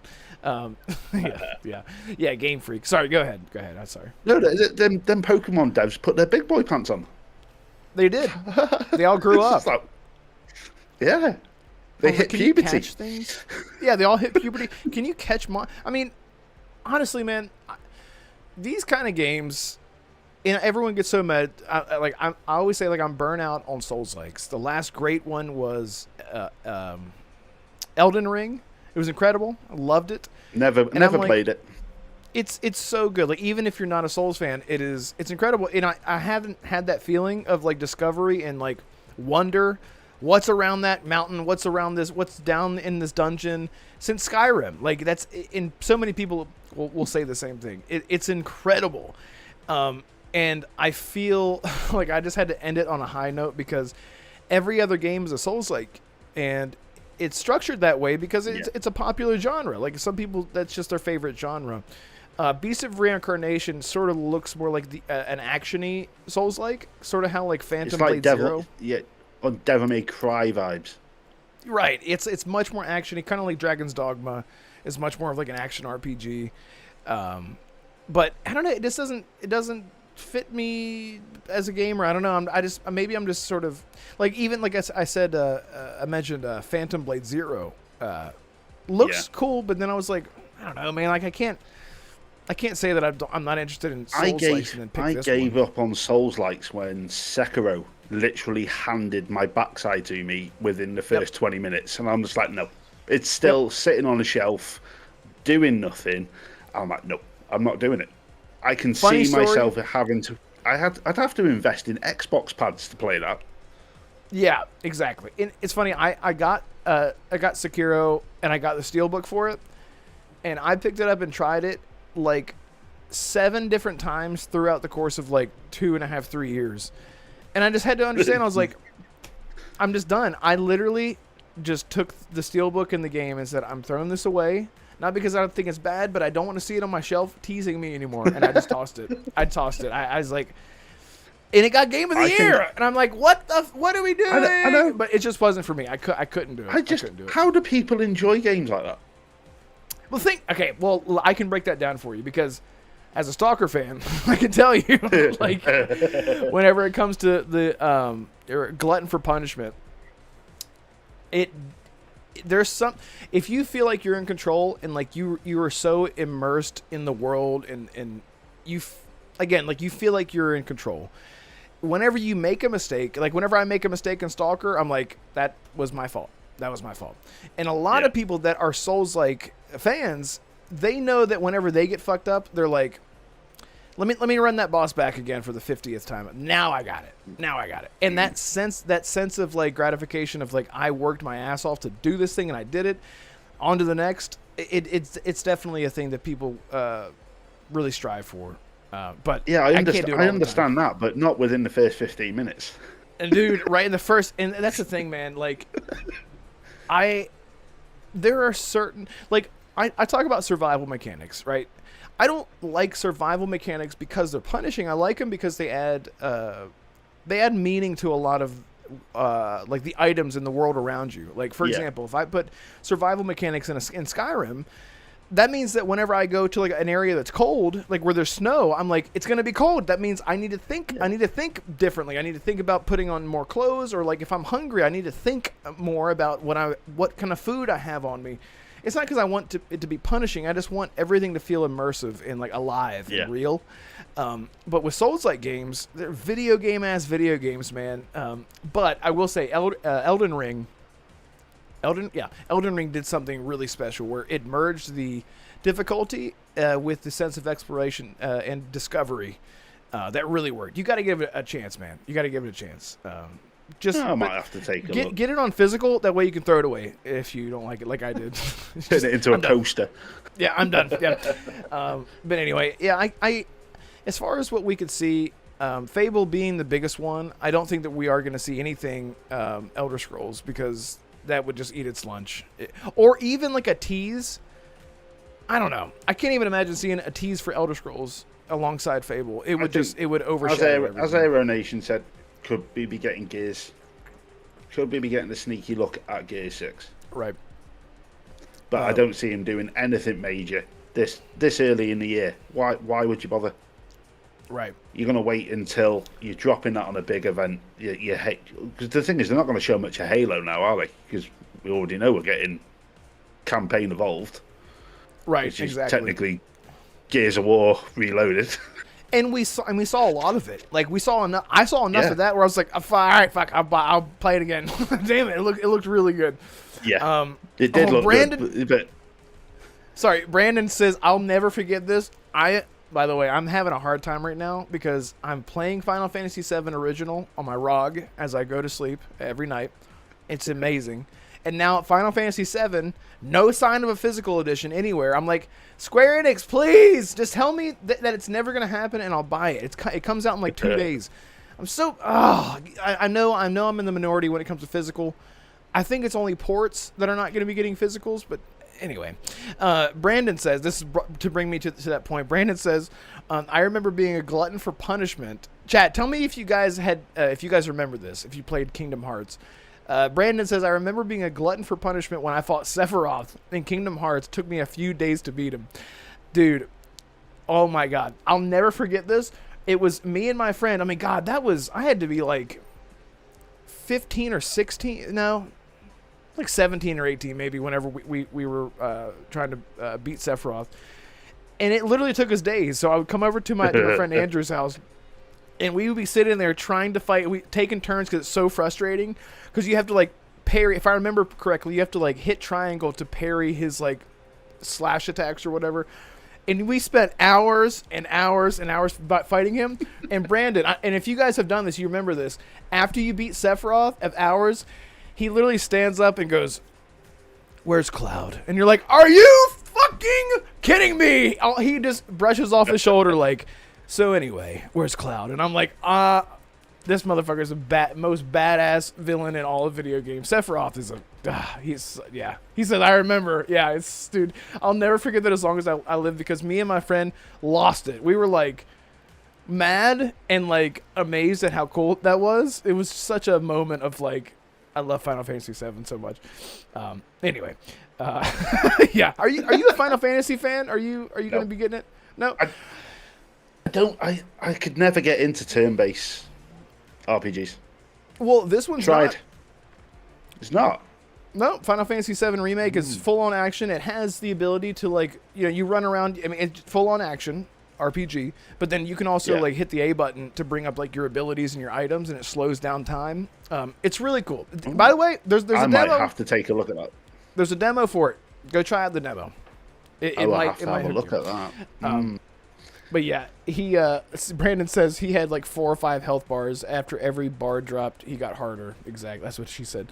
Expedition 33 made me love turn-based combat. That's true. That's really, really true. It's funny.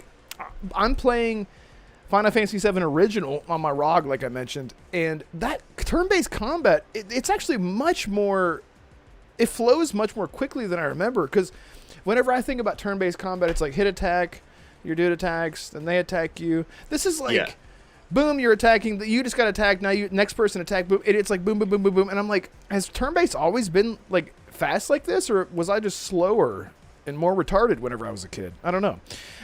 But yeah, really, really liking it a lot. Expedition 33. Did you ever get into that? No, my wife played a little bit of it, but the one thing that even I was getting frustrated with in that was the map. It doesn't tell you where to go. Oh, right. Another one of those. And I was just like, I was watching her play it, and I was like, no, not a chance. There's no way. I'm gonna go play. I'm gonna go play on the Xbox for a couple of hours. 8 hours later, and I'm still walking around the same bit of the map. No. And it's so funny. Whenever I talk to people about immersion and removing the HUD, like Colt is always like, "You're a psychopath," and I'm like, listen, whenever you remove the HUD, if the game gives you tools to be able to navigate, like for example, Stalker 2, right? I don't have any HUD, so I can't see my compass at the top of the screen. I can't see any anywhere that I need to be going. But you just tap your PDA button, you bring up your PDA, and you're like, oh, that's where I need to go. Because in real life, you would do that. You'd be like, where am I going? Oh, yeah, that's right.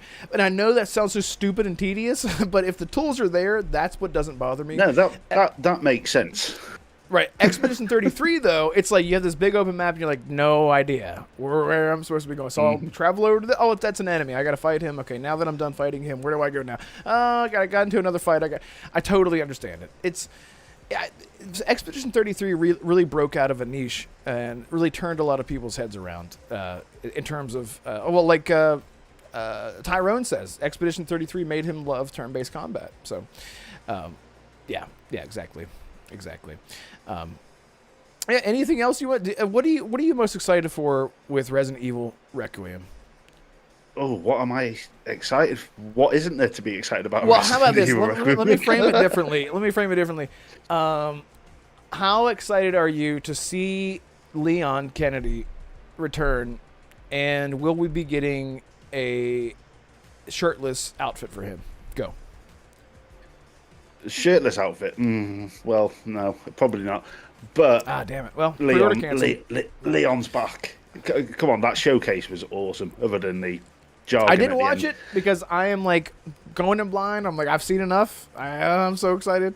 I watched the showcase the day after, and I did almost like a reaction as if I was watching it live on the channel.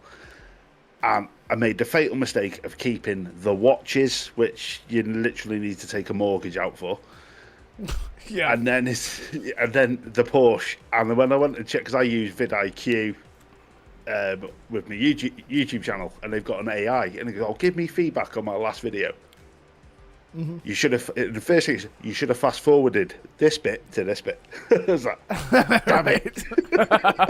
Right. But from what they've shown, that game, every time I've seen it, it's just like, just give me the game. I just need to play the game.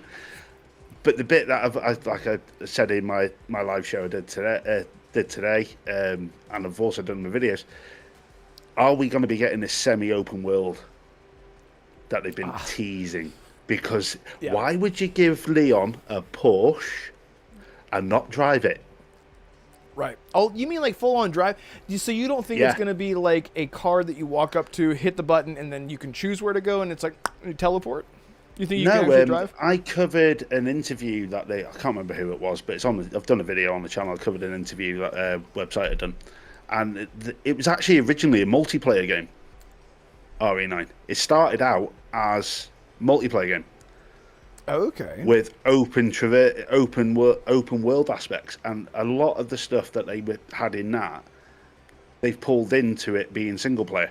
So are we getting going to drive around Raccoon City? Dude, one of the best screenshots, I would love that so much. One of the coolest screenshots that I saw was Grace, right? Okay, hang on. I have to know something. We don't have to go into not any, just, this is a yes or no question. How about that? Is that chick Grace Winters? Is she the daughter of... No, she's not. The character you're playing in RE9 is Grace Ashcroft. Ashcroft, that's right. And she's the daughter of the chick from Outbreak. Alicia. Right. Alyssa, or whatever, however you pronounce her name. Okay, that's you're right. playing as her daughter. Because I was like, theory is... Sorry, go ahead. My theory is, and if I'm right, I'll be happy as Larry, but at the end of the showcase, and I literally hit my screen transition at the wrong point, that big ass ugly enemy that's chasing her around comes out and says at the end of the trailer, "I'll never forgive you." Why would it say that to Grace? Somebody got mummy issues.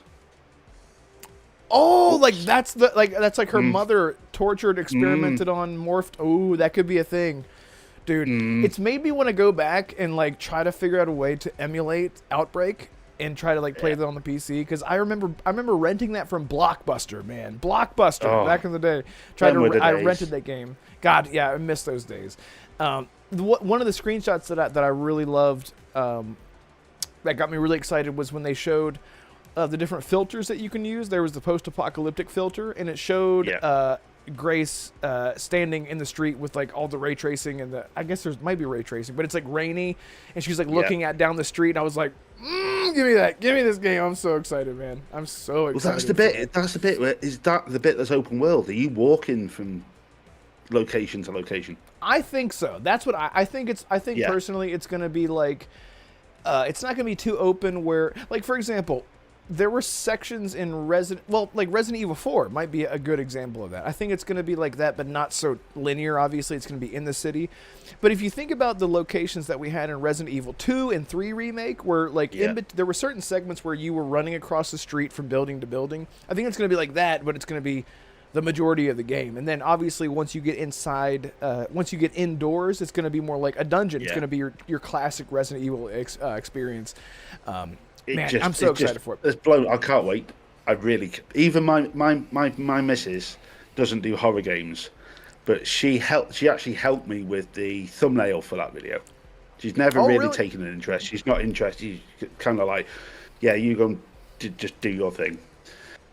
But she actually sat in the room and she goes, oh, I think you should do this to your thumbnail and this. And then she spent about 45-50 minutes on vidIQ's thumbnail comparison app, right, and going back, editing, going back, uploading. I was like, she goes, now I know why it takes you like 5 hours to do a 5-minute video. I was like, yeah, it's not the video, that's the problem. Oh my God, it's all you guys, yeah. And I know True77 used to do some content creation or editing. I can't remember what, I talked to him a few years ago about that, and so many cuts, so much editing. Like the Starfield video that I just put out, it took like 5 hours to make, and then after the video was done, it took me like another hour and a half to set up the SEO, the description, to make a YouTube, to make a thumbnail, to make the post thumbnail, to make the poll thumbnail, and then make a poll, make the post, and then just to put it out for it to.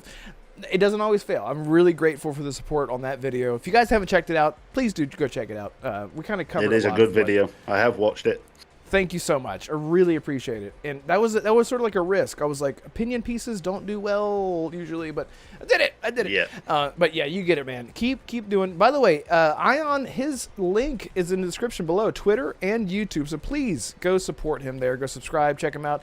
You're doing a live stream now every Tuesday, like before the show goes Tuesday. up, right?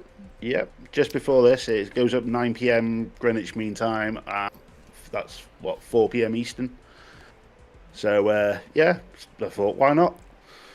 Yeah, it's really exciting. Jump on and get one started, and it'll only evolve over time. But yeah, it's one of them. I thought, why the hell not? I remember I had it's so funny. I have a screenshot saved from Assassin, who's I don't think he's here in chat, but I have a screenshot from like 3.5 years ago, however long it was, where we had hit 50, or I think it was 100 or 50 subscribers, and we were all so excited. And we're like, oh my God, can you believe we did it? And like that feeling never goes away. It never goes away. Because you're about to hit 200 soon. And once you hit 200, it's going to be, oh my God, this is amazing. And then you hit 250. I think what am I sitting on right now? I'm sitting on 138 subscribers. Yeah, I only started. The way that I look at it is, you get a lot of people that sit there and they go, "Oh, analytics, refresh." Right, exactly. I'm gonna view.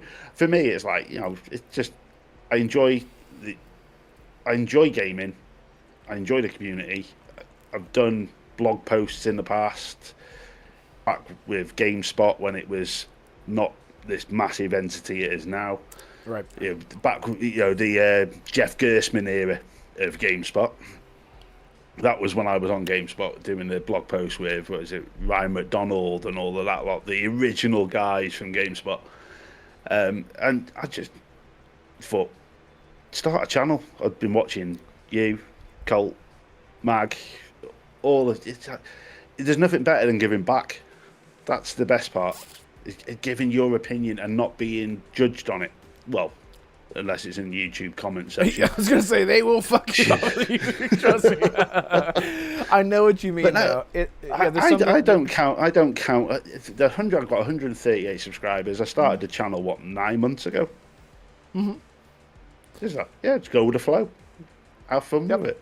And as long as you keep the mentality, you will stay a sane person, because there's nothing more and I love the format of your videos is just turn on the camera and just talk. And not a lot of people can do that. Like Mag is great at it.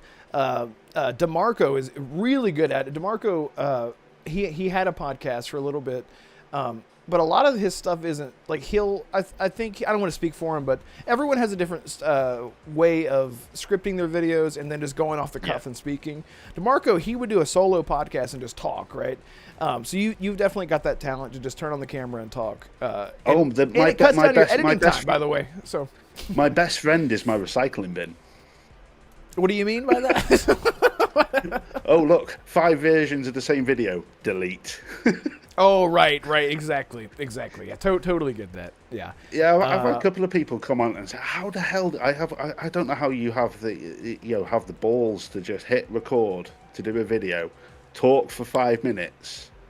I think I did it in one of my Resident Evil videos. I said Olympus wrong, and it was only after I'd recorded it, done the thumbnail, went to upload it to you. I was like, "Oh God, I'm not re-recording that." Yep. It's funny. I said, what did I say recently? I had to edit in this last video.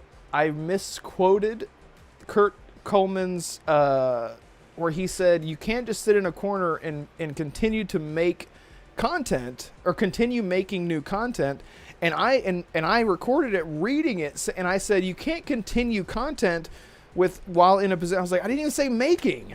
So I had to go into Premiere. I had to split open everyone listening is like, what the hell are you talking about? I had to split open a segment to where I had to literally take this mic and go, making. And then I had to fit in that word just to make it fit. The Stalker video that I did, I said Chernobylite, nuclear power plant, instead of Chernobyl, because I had Chernobylite on the brain. I was like, oh, fuck. Anyway, it's always a fun journey. You never know where you're going to end up on YouTube. And thank you all so much. I think the best edit that I did is I had to drop an edit in. And I tried editing it and cutting out, because I don't do a lot of editing in my videos. I try not to, because that's the whole point of my channel, is it's raw and unedited. But there are times when you go, can't leave that in. And I was like, how am I going to get rid of that? Right, yeah. And I just thought, right, we'll do a quick fade to black and get it down to like 0.2 of a second, so it kind of blinks. Right, exactly. Yeah, you sort of like learn how to fix your F-ups as you go along, for sure. Yeah. See, True 77, I don't know why it cracked me up, says, didn't watch it, didn't enjoy it. Or never played it, never enjoyed it. That's what is that, MBG? He's like, Halo, never played it, never enjoyed it. It's such a stupid thing to say. That guy's great. I'm sure he's a great guy. BT Maverick Red, are you guys gonna play first person or third person Resident Evil Requiem? I'll do both. I'll be 70% third person, 30% first person. I'll just spread it out as I play. I'm gonna go full on first person. Really? No switch. Can you switch on the fly? Or you have to go into it can be switched on the fly whenever you want. That's amazing.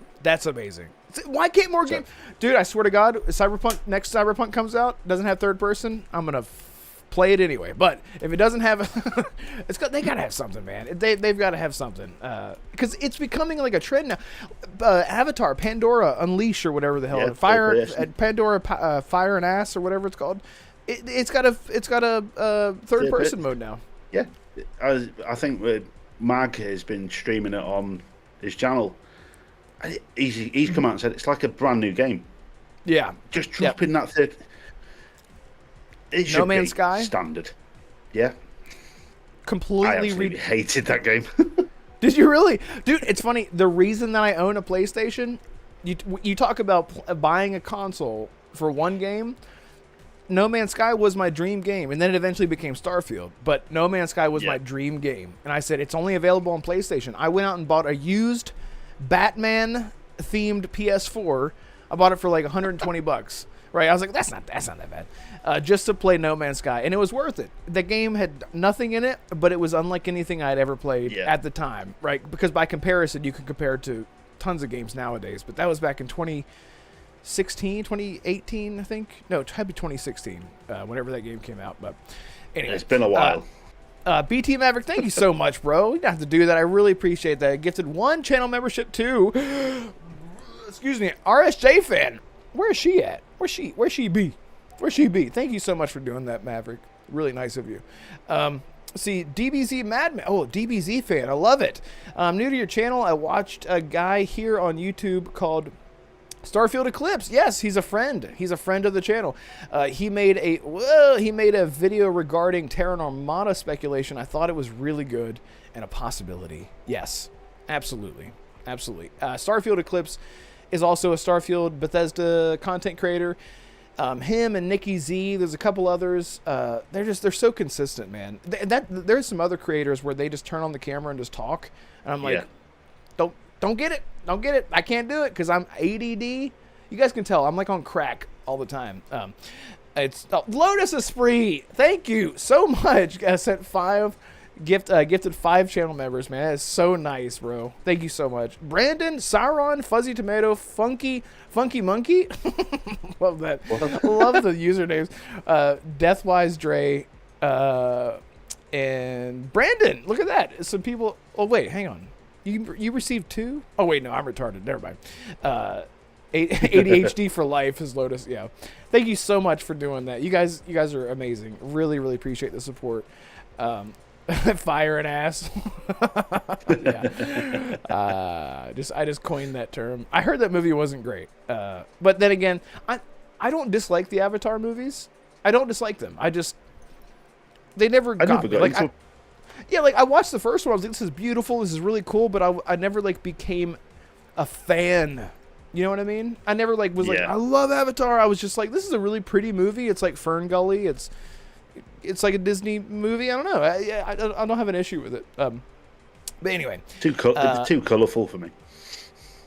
DeMarco, ADD, drink it then convert it to pee. That's how we do it here. Anyway, thank you guys so much for hanging out with us tonight. It's been amazing, absolutely amazing. The support is always humbling. Blue Pocahontas, thank you. The support is always humbling every single week. It's incredible to see so many people here, and especially incredible to see so many new people here. The podcast really exploded after taking a break, and we've got so many passionate fans of whether it be Starfield or Bethesda or just gaming in general. And it's always so cool to see new people jumping into podcasts, because podcasts everyone has a podcast. And so then whenever I see 63 people here hanging out with us, I can't express how much it means. So if this is something that you look forward to each and every week, just know truly from the bottom of my heart, it means everything. Because this show is really for you guys. Because we could talk all day behind the scenes in Xbox party chats or PlayStation party chats or on Discord or whatever. But we want to do it here with you guys because whenever you build a community on YouTube, I want to connect with you guys. I want to hang out and talk to the people that I see in comments, right? So I just had to say that. Thank you guys so much for hanging out with us tonight. Ion, Storm, bro, tell people where they can find you again. Yeah, you can find me over on my channel, Ion Storm, as Red has said. It's in the description below. I do all things gaming, so horror, all the news that hits, anything that tickles my fancy, I'll make a video about it, or I'll bring it up on my new live show that I do every Tuesday just before this amazing show that we're on now. So yeah, come over and check me out. Remember, hit that subscribe button and that bell to be notified, because YouTube at the moment is not playing ball with small creators. Right. They might say they are, but they're not. Yeah, they're not. Yeah. But yeah, come over and check me out. It's all raw and unedited, my opinion. There you go. Yeah, we got to get you 200. Got to get you 200 before the end of next month. At least we got to get you there. We got to get you there. Yes, and guys, you can find me on Twitter. If you don't follow me on Twitter, the link is also in the description below. But sincerely, please do go check out Ion Storm. Go check out his channel.